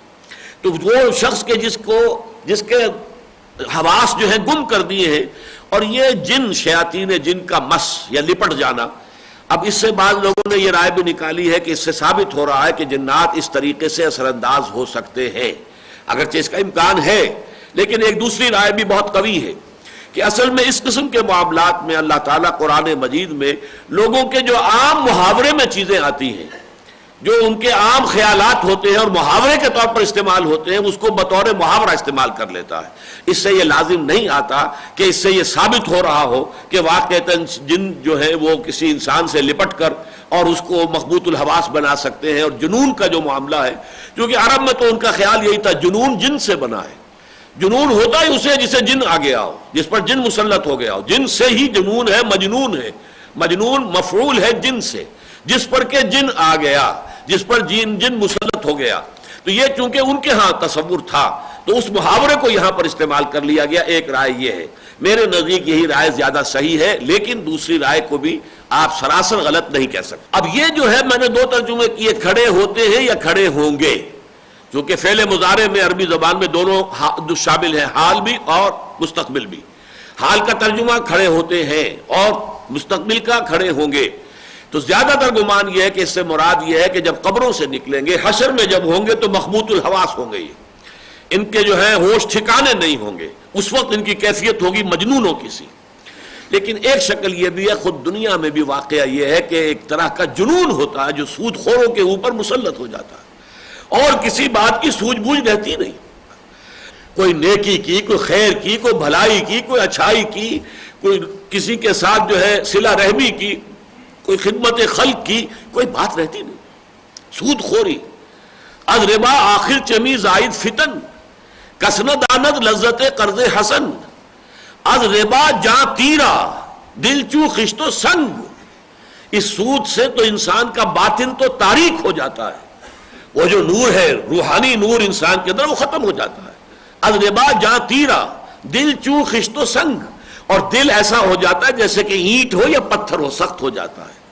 آدمی درندہ بے دندان و چنگ، اور انسان جو ہے سود خور وہ درندہ بن جاتا ہے، اگرچہ اس کے درندوں والے دانت نہیں ہوتے بھیڑیے والے، اور اس کے جو ہے پنجے نہیں ہوتے ہیں بھیڑیوں والے، لیکن بھیڑیا بن جاتا ہے۔ تو یہ واقعہ ہے کہ حقیقت ہے، اور اس کا ایک جھلک اگر دیکھنی ہو تو کبھی کسی سٹاک ایکسچینج میں جا کر دیکھ لیجئے، وہ سٹاک ایکسچینج میں جو پاگل نظر آتے ہیں وہاں پر لیا لیا لیا دیا دیا دیا، ہر شخص چیخ رہا ہوتا ہے، بری طریقے سے معلوم ہوتا ہے کہ پتہ نہیں ان کو کیا ہو گیا ہے۔ یہ نقشہ کسی بھی سٹاک ایکسچینج میں جا کر کسی وقت بھی آپ دیکھ سکتے ہیں۔ تو واقعہ یہ ہے کہ یہ حال اور مستقبل دونوں کو کور کر رہا ہے۔ الذین یاکلون الربا لا یقومون الا کما یقوم الذی یتخبطہ الشیطان من المس ذالک بانہم قالوا انما البیع مثل الربا۔ اور یہ خاص طور پر اس لیے کہ انہوں نے یہ کہا، ان کی یہ رائے ہے، ان کا یہ قول ہے، ان کا یہ دعویٰ ہے کہ یہ بیع و شرع جو ہے، تجارت جو ہے، یہ بھی تو ربا کی طرح ہے۔ آپ نے 100 روپے کا جوتا خریدا، 110 کا بیچ دیا، 10 آپ کو بچ گئے۔ آپ نے 100 روپے کسی کو دیے، 110 لے لیے، 10 کی بچت ہو گئی آپ کو، کیا فرق ہے؟ یہ ہے حجت بازی، دلیل بازی، اور اسی سے در حقیقت آج کے دور میں کمرشل انٹرسٹ یا بینک انٹرسٹ جو ہے، اس کے لیے سارے جواز بڑے بڑے جو ہیں دانشور لوگ، خالد اسحاق صاحب جیسے وکیل کراچی کے، اور ایس ایم ظفر صاحب جیسے وکیل لاہور کے، انہوں نے جا کے جو آرگیومنٹس دیے فیڈرل سید کورٹ میں کہ یہ ربا نہیں ہے، یہ سود نہیں ہے، یہ کمرشل انٹرسٹ یا بینک انٹرسٹ جو ہے یہ نہیں، بلکہ وہ یوزری ہوتی تھی جو عرب میں ہوتی تھی، یا مہاجنی سود جو ہوتا ہے، یا یہ جو پٹھان جو ہے سود لیتے ہیں جس طریقے سے، وہ سود ہے کہ جس کو قرآن نے حرام کیا ہے۔ کاروباری سود، کمرشل انٹرسٹ، بینک انٹرسٹ، یہ سود نہیں۔ لیکن واقعہ یہ ہے کہ دونوں سود ہیں، یوزری بھی انٹرسٹ بھی، دونوں ربا کے درجے میں، اور دونوں کا رواج موجود تھا نبی اکرم صلی اللہ علیہ وسلم کے زمانے میں جبکہ یہ ربا کی حرمت آئی ہے۔ ان کے جو کاروانس جاتے تھے، قافلے جاتے تھے تجارتی، تو ان میں دونوں طریقے سے لوگ انویسٹ کرتے تھے، پارٹنرشپ بیسس پر بھی، بھائی اتنی رقم میری بھی ہے، شامل کر لو، جو نفع ہوگا حساب سے مجھے بھی دے دینا، نقصان ہوگا تو ٹھیک ہے میں بھی برداشت کروں گا۔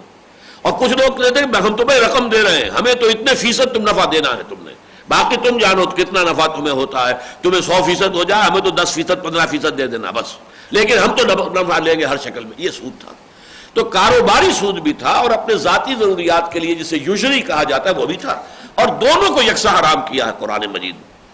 تو یہ ان کا قول نقل ہو رہا ہے کہ یہ بیع بھی تو ربا کی طرح ہی ہے۔ فرمایا انما البیع مثل الربا واحل اللہ البیع وحرم الربا، حالانکہ اللہ نے حلال ٹھہرایا ہے سوداگری کو، تجارت کو، بیع و شرع کو، اور حرام کیا ہے ربا کو۔ اب یہاں خاص طور پر جو نوٹ کرنے کے قابل بات ہے وہ یہ ہے کہ اعتراض عقلی کیا گیا تھا، جواب عقلی نہیں ہے، تاک کو مانا ہے، اللہ نے یہ فیصلہ کیا ہے۔ گویا کہ اس میں منطق کیا ہے، پہلے تم یہ طے کرو کہ اللہ کو مانتے ہو کہ نہیں، محمد کو اللہ کا رسول مانتے ہو کہ نہیں، اور یہ قرآن اللہ کا کلام مانتے ہو کہ نہیں۔ اگر 3 باتیں مانتے ہو تو اعتراض کرنے کا کوئی حق تمہارا باقی نہیں رہا۔ واللہ یعلم وانتم لا تعلمون، اللہ جانتا ہے تم علم نہیں رکھتے۔ لا یحیطون بشیء من علمہ الا بما شاء، ابھی ہم پڑھ چکے ہیں آیت الکرسی میں، اس کی جو بھی علم میں سے کوئی شے، کوئی مخلوقات میں سے کوئی احاطہ کر ہی نہیں سکتے سوائے اس کے جو وہ خود چاہے۔ اس اعتبار سے جب اللہ کو مانا ہے، رسول کو مانا ہے، قرآن کو مانا ہے تو اعتراض کرنے کا حق تمہارا ساقط ہو گیا۔ ہاں اگر اللہ کو نہیں مانتے، رسول کو نہیں مانتے، قرآن کو نہیں مانتے تو ہم اس کے بارے میں بات نہیں کریں گے، پہلے اس کے بارے میں بات کریں گے کہ مانو، ورنہ ان چیزوں کے بارے میں بحث کرنے کا کوئی فائدہ ہی نہیں۔ ہم تو اس کو مانتے ہیں اس لیے کہ اللہ نے حرام کیا ہے، باقی اس کے لیے عقلی دلائل بھی ہیں، لیکن یہاں قرآن مجید نے در حقیقت جو انداز اختیار کیا ہے وہ یہ ہے کہ انسان کو جب وہ کہ اسلام لے آئے، اللہ کو مان لے، اللہ کی کتاب کو، رسول کو، اب اس کو بے چون و چرا اطاعت کرنی چاہیے۔ سمجھ میں آ جائے نور علی نور، نہ سمجھ میں آئے تب بھی اطاعت تو کرنی ہے، وہ آپ کے سمجھ میں آنے پر موقوف نہیں ہوگی اطاعت۔ احل اللہ البیع وحرم الربا، اللہ نے حلال ٹھہرایا ہے بیع کو اور حرام کیا ہے ربا کو۔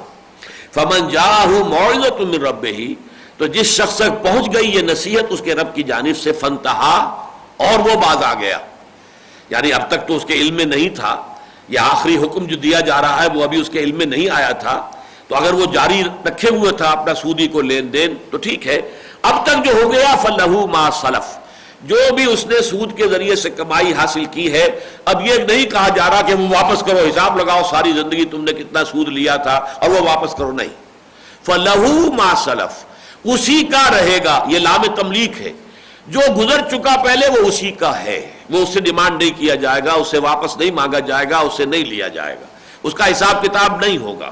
وَأَمْرُهُ إِلَى اللَّهِ، لیکن اس کا معاملہ اللہ کے حوالے رہے گا، یعنی یہ کہ واقعتاً اس نے دل سے مانا یا مجبوراً مانا، صرف ریاکاروں کے طور پر مانا، یا واقعتاً اللہ تعالیٰ پر ایمان، حقیقی ایمان اور آخرت کے یقین کی بنیاد پر مانا، یہ اللہ جانتا ہے، اور اس اعتبار سے اللہ تعالیٰ جو ہے پھر حساب کتاب لے لے گا ان سے۔ لیکن دنیا میں قانون شرعی کی حد تک جو بھی اس حکم کی آمد سے پہلے کے لین دین ہے وہ معاف ہے، ان کے اوپر کوئی اب جو ہے پکڑ نہیں ہوگی، کوئی قانونی اعتبار سے گرفت نہیں ہوگی، کوئی داروگیر نہیں ہوگی۔ فمن جاءه موعظة من ربه فانتهى فله ما سلف وامره الى الله ومن عاد، اور جو اعادہ کرے گا اب جو دوبارہ کرے گا ایسی حرکت، فاولئک اصحاب النار هم فيها خالدون، تو وہ ہوں گے آگ والے اور اس میں بھی ہمیشہ ہمیشہ رہنے والے۔ اس میں مولانا مفتی محمد شفیع رحمۃ اللہ علیہ نے ایک عمدہ تعویل کی ہے، اس لیے کہ چونکہ جو اہل سنت کا عقیدہ ہے وہ یہ ہے کہ جس شخص کے دل میں ایمان ہے، تھوڑا بھی ہے لیکن ہے، اور اس کے گناہ زیادہ ہیں، تو وہ جہنم میں تو ڈالا جائے گا، لیکن ایک وقت آئے گا کہ وہ نکال لیا جائے گا، وہ اپنے گناہوں کے بقدر سزا پا کر نکال لیا جائے گا، اور جو ایمان اس کے دل میں تھا اس کی بنا پر وہ جنت میں داخل ہو جائے۔ لہذا جو خلود فی النار ہے وہ صرف کفار کے لیے ہے، یعنی جن کے دل میں کوئی ایمان نہ ہو سرے سے، خلود جو ہے ہمیشہ ہمیشہ ہمیشہ ہمیشہ جہنم میں رہنا، صرف ان کا معاشرہ ہے۔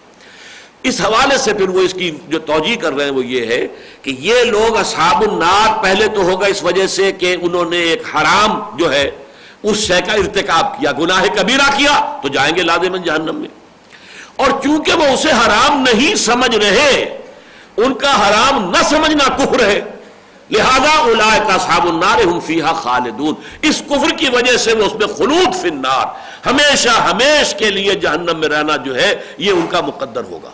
یہ انہوں نے تعویل اور توجیہ کی ہے اور مجھے اچھی لگی ہے، اس لیے کہ یہاں پر عام طور پر جو ہے ہمارے جو مفسرین ہیں وہ احتیاط کرتے ہیں کہ ایمان کی ذرا بھی نمک ہو تو اس کے لیے پھر خلود فی النار کا کوئی معاملہ نہ آنے پائے، اگرچہ بعض مواقع پر ایسا ہوتا ہے، یہاں تو صراحت چونکہ ہمیں مل گئی ہے لہذا ان کی تعویل کو میں نے پسند کیا اور قبول بھی کیا، بعض جگہوں پر نہیں ہے۔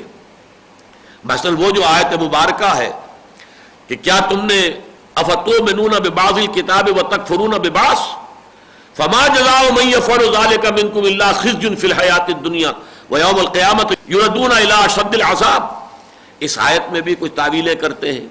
اسی طرح ایک آیت وہ جو ہے بلا من کسب سیئۃ واحاطت به خطیئته فاولئک اصحاب النار هم فیہا خالدون، جس شخص نے جان بوجھ کر ایک بھی گناہ کبیرہ کا ارتکاب کیا اور اس ایک گناہ نے اس کا احاطہ کر لیا، احاطت به خطیئته فاولئک اصحاب النار هم فیہا خالدون، تو وہ تو جہنمی ہوں گے، اس میں ہمیشہ ہمیشہ رہیں گے۔ وہاں وہ اصراحت کرتے ہیں کہ یہ گناہ جو ہے اس طرح احاطہ کر لے انسان کا کہ پھر دل میں ایمان رائی کے دانے کے برابر بھی نہ رہ جائے، تب خالدون کا معاملہ ہوگا. لیکن اگر یہ کہ ایمان کی کوئی رمق بھی برقرار ہے تو خلود نہیں ہوگا. بہرحال یہاں انہوں نے جو توجیہ کی ہے وہ مجھے پسند ہے. میں نے جیسا کہ عرض کیا کہ فرمایا فَأُولَٰئِكَ أَصْحَابُ النَّارِ هُمْ فِيهَا خَالِدُونَ. جہنم میں داخلہ تو اس وجہ سے ہوگا کہ ایک گناہ کبیرہ کا ارتکاب کرتے رہے، اور خلود اس لیے ہوگا کہ انہوں نے اسے بیع کے مماثل قرار دے کر گویا کہ اس کی حرمت کا انکار کیا، اور اللہ کی کسی حرام کردہ شے کو حلال سمجھنا کفر ہے. یمحق اللہ الربا ویربی الصدقات. اب یہ وہ لفظ آ گیا جو سورہ روم میں ہم پڑھ چکے ہیں، فلا یربو عند اللہ وما آتیتم من ربا لیربو فی اموال الناس فلا یربو عند اللہ. یہاں آ گیا اللہ تعالیٰ سود کو مٹاتا ہے اور صدقات کو ارتقاء دیتا ہے، ترقی دیتا ہے، پالتا ہے، پروان چڑھاتا ہے. یہاں پھر وہ تقابل آ گیا صدقات کے مقابلے میں سود. میں نے اسی لیے آج تمہیداً جو ہے اس بات کو بہت واضح کیا تھا کہ یہ دو چیزیں ایک دوسرے کے مقابل ہیں، صدقہ، خیرات، انفاق، اور ادھر سود، اور دونوں کا تعلق عفو سے ہے. جو بھی آپ کی ضرورت سے زائد ہے، جس پر کہ ہمارا سارا بینکنگ کا نظام بچت بچت بچت بچت بچت کے اوپر چل رہا ہے، اس بچت کا مصرف یہ ہے اصل میں اللہ کی راہ میں دے دو، اللہ کی رضا حاصل کرو، آخرت کا بدلہ جو ہے وہ تم اختیار کر لو. لیکن یہ ہے کہ وہ جو دنیا دارانہ ذہنیت ہے اور وہ جو سرمایہ دارانہ ذہنیت ہے وہ یہ ہے کہ نہیں مزید اس سے کمائی کا اس کو ذریعہ بناؤ. تو فرمایا اللہ تعالیٰ ترقی دیتا ہے، پروان چڑھاتا ہے صدقات کو. اللہ تعالیٰ کے ہاں تو بڑھتے رہتے ہیں. ایک بھی آپ نے جو ہے اللہ کی راہ میں کوئی نیکی کی ہے، وہ وہاں پر ایک بیج بن کر جو ہے جنت کے اندر، اور اس سے جو درخت بنے گا اور اس سے جو بھی پھل آئیں گے وہ سب اس نیکی کا ثمرہ ہوں گے جن کو کہ اللہ پروان چڑھا رہا ہے. یمحق اللہ الربا، اللہ تعالیٰ ربا کو مٹا دیتا ہے. یہ وہ بات ہے کہ جس کو ویسے تو یہ کہ عقیدتاً اور ایمان کے اعتبار سے تو جو ہمارا قرآن پر ایمان ہے اس کے بنا پر ہم یہ ماننے پر مجبور ہیں کہ یقیناً سود جو ہے وہ اکانومی کو برباد کرنے والی شے ہے. فیکٹس اینڈ فگرز کے حوالے سے اللہ تعالیٰ اجر عطا فرمائے. شیخ محمود احمد ایک صاحب ہوتے تھے، اور وہ تھے تو انگریزی کے پروفیسر، لیکن یہ کہ واقعتاً میں نے اپنی زندگی میں جس قدر سود کی نفرت ان میں دیکھی ہے آج تک کسی بڑے سے بڑے عالم کے دل میں بھی نہیں دیکھی. انہیں اتنی نفرت تھی سود سے، اور سود کی حرمت کا صحیح جو قرآن مجید کا اور حدیث کا جو اندازہ ہے اس کے اعتبار سے پروپورشنیٹ جو ہے کیفیت قلبی، میں نے احساسات کی کیفیت وہ جتنی ان کی دیکھی ہے میں نے آج تک کسی اور کی نہیں دیکھی. انہوں نے فیکٹس اینڈ فگرز کے ذریعے سے یہ بات ثابت کی ہے کہ انٹرسٹ کی بنیاد پر اکانومی میں دو چیزیں بڑھتی ہیں، انفلیشن اور ان امپلائمنٹ. انفلیشن بڑھی، ان امپلائمنٹ بڑھا، پھر ریٹ آف انٹرسٹ اور بڑھ گیا، پھر انفلیشن اور بڑھ گئی، ان امپلائمنٹ اور بڑھ گئی، نتیجے میں ریٹ آف انٹرسٹ اور بڑھ گیا. یہ ایک وشس سرکل ہے. انہوں نے تمام اعداد و شمار کے ساتھ ثابت کیا ہے. ان کی مارکت الارا کتاب ہے مینڈ اینڈ منی، یہ جو انسان کا معاملہ رہا ہے سرمایہ کے ساتھ، جس کا میں نے بعض اوقات حوالہ دیا ہے ایچ جی ویلز کا بھی، کہ ایچ جی ویلز یہ لکھتا ہے، اب یہ مجھے یاد نہیں کہ short history of the world میں ہے یا concise history of the world میں ہے، دو کتابیں ہیں اس کی تاریخ عالم پر. اس میں ایک دوست نے لکھا ہے کہ رومن امپائر میں پہلی مرتبہ سکے کا رواج ہوا. اس سے پہلے دنیا میں سکہ نہیں تھا، بارٹر تھی، صرف تبادلہ اشیاء کا. ایک شخص کھیت میں کام کر رہا ہے، گندم اگالی ہے اس نے، اور ایک شخص جو ہے کرگے پر بیٹھا ہوا کپڑا بن رہا ہے، کھدر. بس وہ آیا، اس نے کچھ گندم دے دی، کچھ کھدر لے گئے، اللہ اللہ، بیچ میں کوئی سکہ ہے ہی نہیں. سارا کا سارا معاملہ ایکسچینج پر تھا، بارٹر تھا. اور یہ سمپلسٹ فارم آف اکانومی تھی، جس کے اندر اب کیا کریں گے آپ؟ کتنا گندم آپ اپنے پاس ذخیرہ کر لیں گے، کتنا کپڑا وہ بیچارہ جو ہے وہ اپنے پاس جمع کر لے گا، ہولڈنگ کتنی کر لے گا، کچھ نہیں کر سکتا. لیکن جب یہ ہو گیا صاحب ایک تولہ سونا مساوی ہے اتنے من گندم کے، اور ایک تولہ سونا مساوی ہے اتنے گز یا اتنے تھان جو ہے وہ کھدر کے، اب آسان کام ہو گیا. آپ نے اپنی تجوری میں وہ جو تولہ ہے، وہ جو سونا ہے، اس کا سکہ جمع کیا ہوا ہے. اب آپ کے پاس وہ طاقت ہے، مارکیٹ کو مینیپولیٹ کر سکتے ہیں. زیادہ خرید لیا، قیمت بڑھ گئی، ایک دم ریلیز کر دیا، قیمت گر گئی. اور یہ سارا جو ہوتا ہے جو مارکیٹس کا اپ اینڈ ڈاؤن، اس وجہ سے ہوتا کہ وہ سرمایہ جو ہے وہ کھیل رہا ہے اب سکے کی وجہ سے۔ اس موقع پر لکھا ہے اس نے H.G. ویلز نے، انسان کو یہ احساس نہیں تھا کہ سکے کی ایجاد کے نتیجے میں اس نے اپنی گردن میں کتنا بڑا توق ڈال لیا ہے۔ یعنی انسان کی اقتصادیات کے اندر جو بڑی پیچیدگی پیدا ہوئی ہے وہ سکے کے ایجاد سے پیدا ہوئی۔ اس کے بعد ایک مرحلہ آیا کہ سکہ بھی گیا، کاغذ رہ گیا، اور وہ کاغذ کے پیچھے جو بھی بینک ایشو کرتا تھا یہ اس کے اوپر لازم تھا کہ سونا موجود رہے وہاں، اس لیے کہ لکھا ہوتا تھا کہ آپ یہ $1 جب بھی پیش کریں گے بل، اتنا سونا آپ کو مل جائے گا۔ ایک وقت میں آ کر وہ بھی ختم، اب کوئی پابندی نہیں ہے، اب چھاپتے رہیے آپ، اور جس طرح چاہیں جو ہے اکانومی کو مینوپولیٹ کیجئے، جس کو چاہیں اٹھا دیں، جس کو چاہیں گرا دیں۔ انڈونیشیا کا، ملیشیا کا، کوریا کا جو حشر کیا ہے مغرب کے سرمایہ داروں نے، وہ آپ کے علم میں ہے۔ جو سمجھے جا رہے تھے کہ یہ تو یعنی ایشین ٹائیگرز بن گئے، اتنی زبردست اکانومیز ہیں، اور دیکھتے دیکھتے بیٹھ گئی۔ اور اسی طرح کا معاملہ سمجھ لیجئے امریکہ کا ہے۔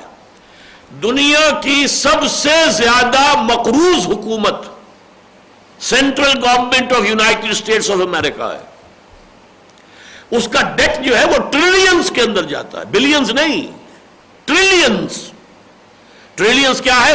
1000 بلین پر ایک ٹریلین ہوگا، تو اس کا جو ڈیٹ ہے وہ ٹریلینز کے اندر ہے۔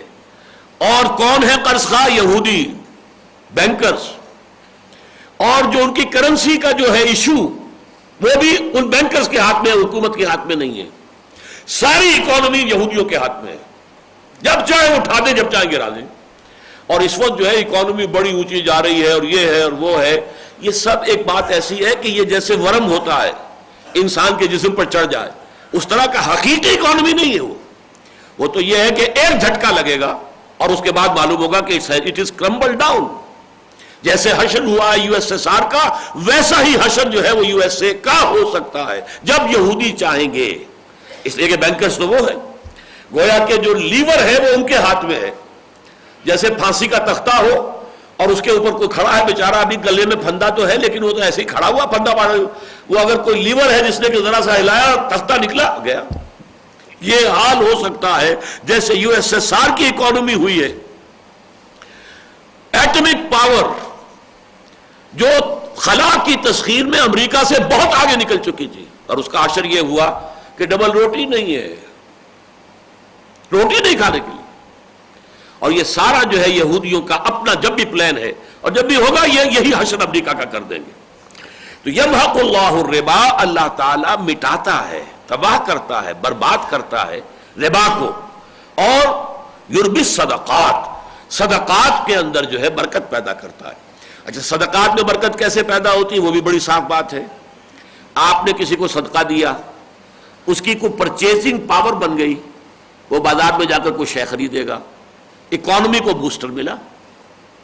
یہ نیچرل بوسٹر ہے جو ہو رہا ہے، اس لیے کہ اس کی گردش کے اندر آپ کی وہ رقم جو ہے اس طور سے شامل ہو گئی ہے۔ اس طریقے سے جو صدقات، آخر صدقہ کسی نے لے جا کر وہ گھر میں دفن تو نہیں کر دینا ہے، صدقہ لے کر جائے گا تو کوئی خرچ کرے گا، استعمال کرے گا، اس سے معاشرے کے اندر عمومی جو ہے ایک برکت پیدا ہوگی۔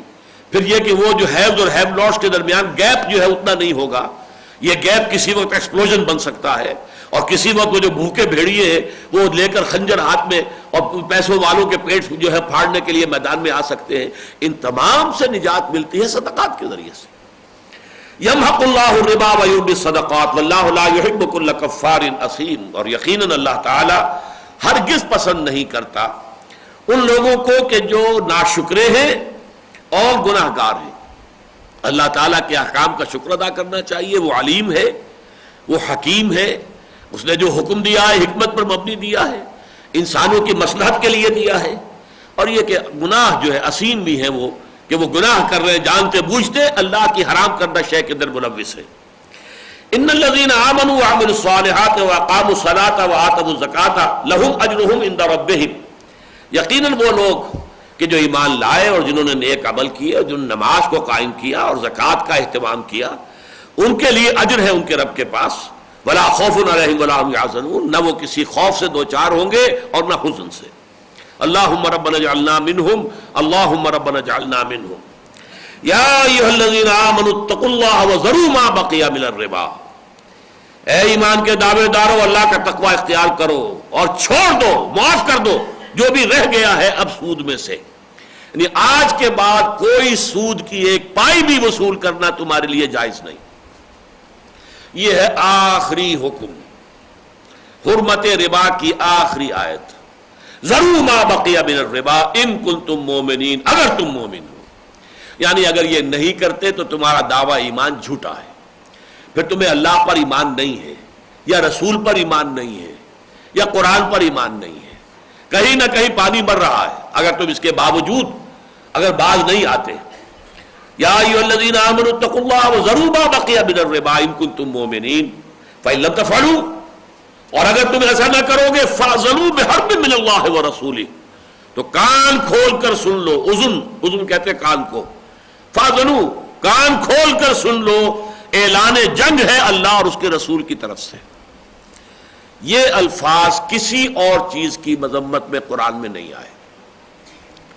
سب سے زیادہ سخت انداز جو ہے تنبیہ کا، زجر کا، توبیخ کا، ملامت کا، ڈانٹ کا، وہ یہ ہے اگر بات نہیں آتے ہو فاذنوا بحرب من اللہ ورسولہ، تو پھر اللہ اور اس کے رسول کی طرف سے تمہیں الٹیمیٹم ہے، تمہارے خلاف اعلان جنگ ہے۔ یہ ہے آج مسلمانوں کا معاملہ، کیوں اللہ ان کی مدد نہیں کر رہا؟ سوچنے کی بات ہے آج کیوں ذلیل کے کل تک نہ تھی پسند گستاخی فرشتہ ہماری جناب میں، اور رحمتیں ہیں تیری اغیار کے کاشانوں پر، اور برق گرتی ہے تو بیچارے مسلمانوں کیوں مرتی ہے؟ اس لیے کہ اللہ اس کے رسول کا تو اعلان جنگ ہے ہمارے خلاف۔ کوئی ایک ملک بھی ایسا نہیں جس کی اکانومی سود سے پاک ہو۔ میں نہیں کہہ سکتا کہ افغانستان کا اس وقت کیا حال ہے، لیکن یہ کہ کہیں ویسے یہ کہ ایک قسم کا سود تو ہمارے ہاں وہ میرے نزدیک ہے، وہ ہمارے فقہ کے اندر بھی داخل ہو گیا ہے، بیک ڈور سے، چور دروازے سے بے معجل میرے نزدیک سود ہے کہ یہ گلاس نقد میں لیتے ہو تو 10 روپے کا ہے، اور ایک مہینے کے بعد پیسے دو گے تو 11 روپے۔ یہ 1 روپیہ کیا ہے؟ عقل عام فیصلہ کرتی ہے یہ سود ہے۔ اگر اس کے بعد 10 روپے ہوتے تو وہ 11 کا سودا کر کے کیوں جاتا تم سے؟ گویا کہ تم نے 10 روپے اسے قرض دیے اور 11 لے رہے ہو، یہی سود۔ لیکن ہماری فقہ میں یہ جائز ہے۔ اس حوالے سے سود جو ہے، اور سود کی ایک اور شکل مزارعت، زمین کا سود، وہ بھی ہمارے یہاں داخل ہوا ہے۔ لہذا ہمارے ہاں ویسے اسی لیے میں سمجھتا ہوں کہ علماء اتنے حساس ہیں ہی نہیں سود کے بارے میں۔ میں تو ابھی پشاور گیا ہوا تھا تو وہاں امام کے نام سے ایک مقامی تنظیم بنی ہے، پہلے وہ کوئٹے میں بنی تھی، اب پشاور میں بنی ہے۔ تمام دینی جماعتیں ہیں، تنظیمیں ہیں، 22 کے قریب ہیں، ان میں تنظیم اسلامی بھی شامل ہے، اور وہ وہاں پر یہ جو اب یہ چل رہا ہے ٹی وی کا وہ جو کیا کہتے ہیں اس کو، کیبل نیٹ ورک، اس کے خلاف انہوں نے ایک مہم چلائی۔ ابتداءً انہیں کامیابی بھی ہوئی، لیکن پھر کیبل نیٹ والوں نے جو ہے، نیٹ ورک والوں نے رٹ لیا اور حکومت سے جو ہے اجازت لے لی کہ یہ سینٹرل گورنمنٹ کا معاملہ ہے، یہ پروونشل گورنمنٹ اس میں دخل نہیں دے سکتی، ورنہ وہاں کے گورنر نے ان کے دباؤ میں آ کر پابندی لگا دی تھی، لیکن اب پابندی کھل گئی۔ بہرحال وہ مجھ سے ملنے آئے تھے سب لوگ، 8-10 جماعتوں کے نمائندے تھے، تو میں نے کہا کہ آپ جس خیر میں بھی، جس محدود پیمانے پر جو خیر بھی کریں، جس بدی کے خلاف بھی جد و جہد کریں، مبارک ہے، میں آپ کے لیے دعا گو ہوں، اور تنظیم اسلامی آپ کے ساتھ شامل رہے گی، لیکن ذرا سوچئے آپ کا حال یہ ہے کہ ذرا یہاں ایک پھنسی نکل آئی ہے تو بے چین ہو گئے، اور یہ آپ کو اندازہ نہیں کہ پورا خون فاسد ہو چکا ہے، اس کی پرواہ نہیں۔ یہ ایک جو ہے کیبل نیٹ ورک سے فحاشی پھیلے گی، بدماشی پھیلے گی، بے حیائی پھیلے گی، ٹھیک ہے، میں جانتا ہوں، اور وہ تو اور ضروروں سے پھیل رہی ہے۔ آپ کے ہاں جو اینٹینے لگے ہوئے وہ کیا لے کر آ رہے ہیں؟ انٹرنیٹ کیا لے کر آ رہا ہے؟ اب تو یہ کہ یوں سمجھیے جس کے پاس کمپیوٹر ہے اسے اور کسی شے کی ضرورت ہی نہیں، وہ جو بھی چاہے پورنوگرافک پروگرام بڑے سے بڑا جب چاہے دیکھ لے، اس کے لیے تو کھلی ہے دنیا۔ تو لہذا یہ تو دجال کے وہ ایک کے بعد دوسرا، دوسرے کے بعد تیسرا حملہ ہے، لیکن علماء کا یہ ہے کہ وہ اس چیز پر گھبرا گئے، کر کچھ نہیں سکیں گے، تھوڑا سا جو ہے وہ ہل جل کر کے پھر ہوگا تو وہی جو یہ رخ جا رہا ہے، گاڑی تو چل رہی ہے، آپ گاڑی جو چل رہی ہے خاص سمت میں، آپ اس کو جب تک کہ انجن کو نہیں پکڑیں گے اور اس کو نہیں بند کریں گے، گاڑی تو چلتی جائے گی۔ آپ ڈبے کے اندر بیٹھے ہوئے کشمکش آتے رہیے، ادھر سے ادھر اپنا رخ کر لیجئے۔ یہ مولانا مودودی نے تمثیل پیش کی تھی کہ جب تک نظام کو نہ بدلا جائے تو اس شخص جو اس گاڑی میں سوار ہے وہ مجبور ہے اسی رخ پر چلا جا رہا ہے جس طرف کہ وہ نظام اس کو لے کر جا رہا ہے. زیادہ سے زیادہ وہ یہ کر سکتا ہے کہ اپنی پیٹھ کر دے ادھر جدھر وہ گاڑی جا رہی ہے, بس. اور کیا کرے گا؟ جائے گا تو ادھر ہی, منہ نہ کرے پیٹھ کر دے گا. تو جب تک نظام نہیں بدلتا, اس نظام بدلنے کی آپ کو فکر ہی نہیں. تب میں نے کہا کہ حدیث میں آ رہا ہے کہ سود کے گناہ کے 70 حصے ہیں, جن میں کچھ چھوٹے ہیں کچھ بڑے ہیں, اور سب سے چھوٹا اس کے مساوی ہے کہ کوئی شخص اپنی ماں کے ساتھ زنا کرے. اس پر آپ کو کوئی فکر ہی نہیں. آج تک علماء نے کوئی تحریک چلائی ہی نہیں. بہرحال یہ میں نے عرض کیا تھا کہ چونکہ خود فقہ میں سود در آیا ہے, ایک بڑے یوں سمجھیے کہ نقب لگا کر پشت سے, اس لیے وہ احساس کند ہو گیا, اس کے اندر وہ تلخی ہے ہی نہیں. اور میں نے اپنا مشاہدہ آپ کو بتا دیا. میں نے اپنی زندگی میں جس قدر اس معاملے کے اندر نفرت اور جس قدر حساسیت دیکھی تھی شیخ محمود احمد مرحوم میں نے آج تک کسی اور میں نہیں دیکھی. تو اگر بات نہیں آتے تو فاذنوا بحرب من اللہ ورسولہ وان تبتم فلکم رؤوس اموالکم, اگر تم توبہ کرو واقعتاً باز آ جاؤ تو تمہارے لیے تمہارے راس المال جو ہے ان کا حق برقرار رہے گا. اصل مال تم لے سکتے ہو. لا تظلمون ولا تظلمون, نہ تم ظلم کرو نہ تم پر ظلم کیا جائے. راس المال جو ہے دبا لینا یہ تم پر ظلم ہو جائے گا. راس المال پر زائد لینا یہ تمہارا ظلم ہوگا اس پر کہ جو مقروض ہے تمہارا. لہذا دونوں طرف سے اللہ تعالیٰ عدل کا معاملہ کر رہا ہے. لا تظلمون ولا تظلمون, نہ تم ظلم کرو کہ سود لو, نہ تم پر ظلم کیا جائے کہ تمہارا راس المال بھی ضبط کر لیا جائے. وَإِن كَانَ ذُو عُسْرَةٍ, ہاں اگر وہ ہو جو مدیون ہے مقروض ہے, وہ اگر تنگی میں ہے تنگ دست ہے نہیں ادا کر سکتا, فَنَظِرَةٌ إِلَىٰ مَيْسَرَةٍ, تو اسے مہلت دو, انتظار کرو یہاں تک کہ اس کے اندر فراخی اور کشائش پیدا ہو جائے. اگر اس کے ہاں آسان حالات اچھے ہو جائے تب واپس کر دے گا. اب ظاہر بات ہے کہ اس میں آپ سود نہیں بڑھا سکتے, سود تو حرام ہی ہو گیا ہے. اب جو مہلت ہوگی وہ کسی سود کے عوض نہیں ہوگی, بلا سودی مہلت ہوگی کہ جو دی جائے گی. ٹھیک ہے بھائی, ابھی آپ نہیں دے سکتے, ٹھیک ہے, جب آپ کا ہاتھ جو ہے ذرا کھل جائے, آپ کے لیے ممکن ہو, آپ کے لیے وسعت پیدا ہو جائے, دے دیجیے گا. لیکن اس سے بھی اگلا مقام وہ جو میں نے گنوایا تھا نا اوپر کا ٹاپ کا, وَأَن تَصَدَّقُوا خَيْرٌ لَكُمْ, اگر تم بخش ہی دو, صدقہ کر دو, یہ تمہارے لیے کہیں بہتر ہے. کیوں؟ تمہارا تو یہ عفو تھا, تمہارا یہ سرپلس مال تھا, جس کے لیے کہ اصل جو اللہ تعالیٰ کو مطلوب ہے اور پسند ہے وہ تو یہ ہے کہ وہ ہے اس لیے کہ انفاق کر دیا جائے. یسألونک ماذا ينفقون قل العفو.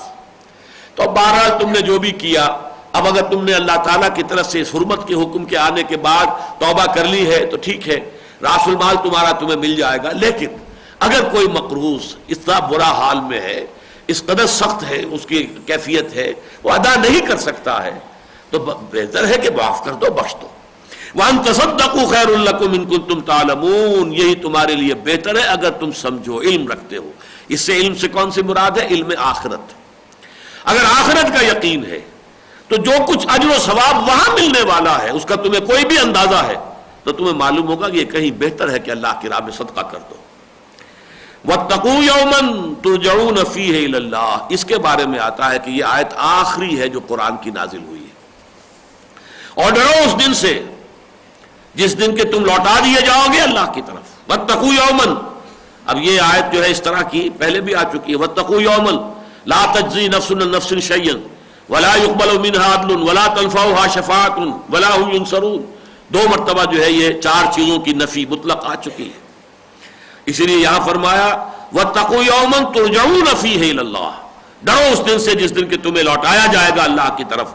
ثُمَّ تُوَفَّىٰ كُلُّ نَفْسٍ مَا كَسَبَتْ, پھر پورا بھرپور دے دیا جائے گا ہر جان کو جو کچھ کہ اس نے کمائی کی ہوگی. یہ وفا یفی, اوفا یوفی, وفا یوفی, استوفا یستوفی, اس کی جو مختلف شکلیں آتی ہیں صرف ان کی پہچان نہ ہونے کی وجہ سے قادیانیوں نے بہت سے مسلمان نوجوانوں کو گمراہ کیا کہ دیکھو حضرت عیسیٰ کے لیے انی متوفی کا ورافع کا الیہ, وہ تو وفات ہو گئی. اب اس لفظ کی جو کیفیتیں بدلتی ہیں, وفا پورا کرنا, وفا یفی, اوفا یوفی پورا دے دینا, وفا یوفی، اور زیادہ زور دے کر پورا پورا دے دینا، توفا یا توفا پورا پورا لے لینا، استوفا یستوفی پورا پورا لے لینا، اوفا یوفی اور وفا یوفی پورا پورا دے دینا، اور توفا یا توفا اور استوفا اور یستوفا یہ ہے پورا پورا لے لینا۔ تو یہاں وفا ہے، ثم توفا کل نفس ما کسبت، جس دن کے پورا پورا دے دیا جائے گا ہر جان کو جو بھی کچھ اس نے کمایا ہوگا، وہم لا یظلمون، اور ان پر کوئی ظلم نہیں کیا جائے گا۔ اب میں چاہتا ہوں چند احادیث آپ کو سنا دوں جس سے اس گناہ کی وسعت اور اس کی شناعت کا کچھ اندازہ آپ کو ہوگا نبی اکرم صلی اللہ علیہ وسلم کی زبان مبارک سے۔ شناعت کے لیے پہلے دیکھیے، عن عبداللہ ابن مسعود رضی اللہ عنہما قال لعن رسول اللہ صلی اللہ علیہ وسلم آکل الربا وموکلہ، هذه روایت مسلم وفی روایت الترمذی وابی داود وابن ماجہ لعن آکل الربا وموکلہ وشاہدیہ وکاتبہ۔ یہ جو مسلم شریف کی روایت ہے حضرت عبداللہ ابن مسعود سے، اس میں تو حضور کے یہ الفاظ نقل ہوئے ہیں کہ حضور نے لعنت فرمائی ہے اللہ کے رسول نے صلی اللہ علیہ وسلم سود کے کھانے والے پر بھی اور سود کھلانے والے پر بھی، جو سود دیتا ہے وہ بھی۔ لیکن یہی روایت جو ہے ترمذی میں اور ابو داؤد میں اور ابن ماجہ میں ہے تو اس میں مزید اضافہ ہے، لعن آکل الربا وموکلہ وشاہدیہ وکاتبہ، اللہ کے رسول نے لعنت فرمائی سود کھانے والے پر، کھلانے والے پر، اور سودی لین دین پر گواہی کے دینے والوں پر، اور اس کے لکھنے والے پر۔ اللہ تعالیٰ اپنی حفاظت میں رکھے۔ اب اس سے اس کی جو اندازہ کیجئے، جو بینکوں میں بیٹھ کر رہے ہیں، جو اے جی آفس میں بیٹھ کے کر رہے ہیں، جو کہیں جو ٹیکسٹائل مل کا اکاؤنٹنٹ ہے، کیا کر رہا ہے؟ لکھ رہا ہے، مجبور ہے۔ لیکن ظاہر بات ہے کہ درجے رہیں گے، یہ سب کے سب بالکل برابر نہیں ہوں گے۔ اس میں یقیناً ایک شخص وہ ہے جو براہ راست لے رہا ہے یا براہ راست دے رہا ہے، ایک وہ ہے کہ جو بالواسطہ اس میں ملوث ہے۔ اس بالواسطہ ملوث ہونے میں بھی درجے مختلف ہوں گے۔ ایک ہے بینک کی ملازمت، وہ بینک تو بنیادی طور پر ہے ہی سود کی بنیاد پر قائم ہے، کم شرح سود کے اوپر ڈپازٹ لینا، زیادہ شرح سود پر قرض دینا، یہ بینک کا اصل بزنس ہے۔ اس میں جو ڈفرنس ہے وہ بینک کی کمائی ہے، اللہ اللہ خیر سلام۔ تو یہ تو گویا کہ سرتا پا سود ہی کا ادارہ ہے، لہذا اس کی ملازمت جو ہے یہ سب سے زیادہ خراب ہوگی۔ البتہ کوئی ٹیکسٹائل مل ہے، اس کا اصل بزنس تو ہے کپڑا بنانا، لیکن وہاں پہ سودی رقم لگی ہوئی ہے، تو یہ گویا کہ ثانوی درجے کے اندر پھر سود اس کے اندر آ گیا، بالواسطہ ثانوی۔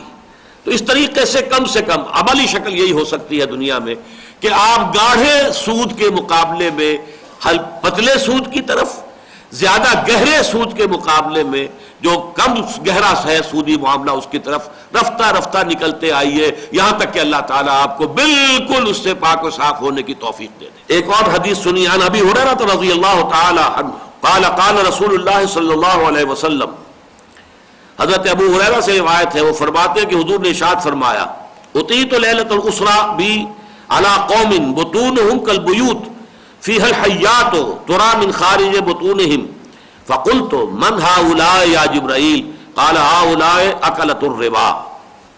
رواہ ابن ماجہ، ابن ماجہ کی روایت ہے، حضور نے فرمایا کہ جو مجھے معراج ہوا جس شب، تو مجھے لے جایا گیا، میرا گزر ہوا ایک ایسی قوم کی طرف، ایسے لوگوں کی طرف کہ ان کے پیٹ اتنے بڑے بڑے تھے جیسے گھر ہوتے ہیں، اور ان میں بھرے ہوئے تھے سانپ، جو ان کے پیٹوں کے باہر سے بھی نظر آ رہے تھے، وہ کل بلاتے ہوئے سانپ اندر۔ میں نے پوچھا جبرائیل یہ کون لوگ ہیں؟ جبرائیل نے جواب دیا یہ سود خور ہیں، سود کے کھانے والے۔ وعنہ، انہی حضرت ابو ہریرہ سے روایت ہے، قال قال رسول اللہ صلی اللہ علیہ وسلم الربا 70 حوبا ایسرها ينكح الرجل امه، رواہ ابن ماجہ۔ یہ جو سود ہے اس کے 70 حصے ہیں گناہ کے، چھوٹے بھی بڑے بھی۔ ایک اور روایت میں جزءن کا لفظ آیا ہے، الربا 70 جزءن، جز ہے اس کے اجزاء ہیں 70، ایسرها، اور ان اجزاء میں سے یا ان گناہوں میں سے سب سے ہلکا اس کے مساوی ہے ان ينكح الرجل امه، کہ کوئی شخص اپنی ماں کے ساتھ بدکاری کرے۔ یہ تو شناعت سود جو ہے، حرمت ربا اور شناعت ربا کے بارے میں یہ 3 احادیث کافی ہیں۔ اب وسعت کے بارے میں دیکھیے، عن ابی ہریرہ رضی اللہ تعالی عنہ ان رسول اللہ صلی اللہ علیہ وسلم قال لَيَأْتِيَنَّ عَلَى النَّاسِ زَمَانٌ لَا يَبْقَى أَحَدٌ إِلَّا أَكَلَ الرِّبَا فَمَنْ لَمْ يَأْكُلْ أَصَابَهُ مِنْ بُخَارِهِ قال ابن عیسیٰ أَصَابَهُ مِنْ غُبَارِهِ۔ یہ ابو داود، نسائی اور ابن ماجہ میں روایت ہے حضرت ابی ہریرہ سے کہ حضور نے فرمایا لوگوں پر ایک زمانہ ایسا آ جائے گا کہ کوئی انسان نہیں بچے گا جو سود نہ کھاتا ہو، اور اگر کوئی شخص سود کھائے گا نہیں تو بھی اس کا دھواں تو اس کو ضرور پہنچ جائے گا۔ اور ایک اور روایت جو ابن عیسیٰ سے ہے اس میں یہ ہے کہ غبار تو اسے لازماً سود کا پہنچ جائے گا، یعنی وہ فضا میں اس طریقے سے ہوگا جیسے آپ کو معلوم ہوتا ہے کبھی ڈسٹ سسپینشن ہو جاتا ہے، فضا میں غبار ہے، اب کیا کریں گے آپ؟ سانس تو لینا ہے زندہ رہنے کے لیے، اور وہ غبار آپ کے اندر جائے گا، آپ نہیں روک سکتے۔ اسی طرح دھواں ہے کہیں، اب آپ یہ تو نہیں کر سکتے کہ سانس روک لیں، آپ سانس لیں گے دھواں جائے گا اندر، تو گویا کہ اس طریقے سے وہ فضا کے اندر حل ہو جائے گا، اس طریقے سے اس میں موجود ہوگا کہ کسی انسان کے لیے بھی دخان یا غبار یا بخار، یہ 3 الفاظ آتے ہیں، دھواں یا بھاپ یا غبار، یہ تو ہر شخص کے اندر جائے گا۔ باقی جو شخص براہ راست ملوث ہو اس کے بارے میں تو جو روایت ہے وہ آئی گئی ہے۔ عن مسروق ابن عبداللہ عن النبی صلی اللہ علیہ وسلم، حضرت مسروق سے عن عبداللہ، وہ عبداللہ سے روایت کرتے ہیں اور وہ حضرت نبی اکرم صلی اللہ علیہ وسلم سے، آپ نے فرمایا الربا 73 بابا، سود کے 73 شعبے ہیں، 73 دروازے ہیں۔ یہ اصل میں مسئلہ ہے جس کے بارے میں کہ پھر حضرت عمر نے کہا کہ ہم پر پوری طرح بات واضح نہیں ہو سکی، اس لیے کہ ایک مزارعت کی ایک شکل کے بارے میں بھی حضور نے کہا یہ سود ہے۔ حضرت رافع ابن خدیج کی بڑی مشہور روایت ہے کہ وہ تھے مہاجر، حضور ایک دفعہ کہیں مدینے سے باہر نکلے، دیکھا کہ وہ ایک کھیت میں کام کر رہے ہیں، پوچھا رافع یہ تم کیسے یہاں اس کھیت میں؟ کہنے لگے یہ فلاں انصاری کی زمین ہے، تو میرا ان سے معاہدہ ہوا، محنت میں کروں گا، کاشت میں کروں گا، پھر ہم تقسیم کر لیں گے۔ فرمایا قد اربیتما، نہیں نہیں نہیں نہیں، تم نے یہ سودی معاملہ کیا ہے، رد الارض الی اہلہا، زمین لوٹا دو جو مالک ہیں ان کو، اور اس پہ جو تم نے خرچ کیا ہے، انویسٹ کیا، وہ ان سے وصول کر لو۔ اب اس روایت کو مانتے سب ہیں، سب مانتے ہیں کہ صحیح ہے، لیکن تعویل یہ کی ہے کہ یہ خاص قسم کی مزارعت تھی، اور وہ مزارعت یہ ہوتی تھی کہ ایک کھیتی ہے، اس کے ساتھ جو پانی کی نالیاں چل رہی ہیں، تو جو پیداوار ان نالیوں کے دونوں کناروں کے ساتھ ساتھ ہے وہ تو مالک کی، جو ذرا دور ہے وہ مزارع کی۔ یہ شکل جو ہے اس کو آپ نے کہا سود، میرے نزدیک یہ بالکل غلط ہے، اور اس موضوع پر میں نے کتاب شائع کی تھی، 15-20 سال ہو گئے اب تو مولانا تحسین صاحب کا انتقال بھی ہو گیا رحمہ اللہ، تو ان کی کتاب کو میں سمجھتا ہوں حرف آخر ہے اس موضوع کے اوپر کہ یہ بالکل غلط تعویلیں ہیں۔ مزارعت ربا ہے، اس لیے کہ مزارعت میں یہ مزاربت والی بات ہو ہی نہیں سکتی۔ مزاربت کیا ہے؟ اگر کاروبار میں نقصان ہو گیا تو سارا سرمایہ جو اصل مال رب المال ہے اس کا گیا، اور یہاں یہ کہ فصل برباد ہو گئی تو زمین والے کی زمین تو وہی کی وہی ہے، کچھ بھی نہیں بگڑا اس کا، وہ تو سارا نقصان جو ہے وہ محنت جس نے کی ہے اس کی ہو گئی۔ لہذا مزاربت پر قیاس نہیں کیا جا سکتا، یہ سودی معاملہ ہے، اور اس کو حضور نے قد اربیتما، تم نے سودی معاملہ کیا ہے۔ لیکن بہرحال جیسا کہ میں نے عرض کیا ہے، فقہ کے اندر پھر یہ چیزیں جائز کی گئی ہیں۔ جب دور ملوکیت آ گیا اور ملوکیت کے پنجے پاؤں ہوتے ہیں جاگیردار، جاگیرداروں پر 30,000 منصبدار، 20,000 منصبدار، 5,000، 10,000، انہی کے اوپر بادشاہ بیٹھا ہوتا تھا۔ لہذا یہ جاگیرداری جو ہے در حقیقت یہ پاؤں ہے، جیسے کنسلا چل رہا ہو اور اس کے آپ کو معلوم ہے سینکڑوں پاؤں ہیں، اسی طرح جو ہے بادشاہ کے یہ پاؤں ہے جاگیردار، اور جاگیردار کے پاس جاگیر اتنی بڑی ہے وہ خود کاشت کیسے کرے گا؟ کر ہی نہیں سکتا، مزارعت اس کے لیے لازم ہے۔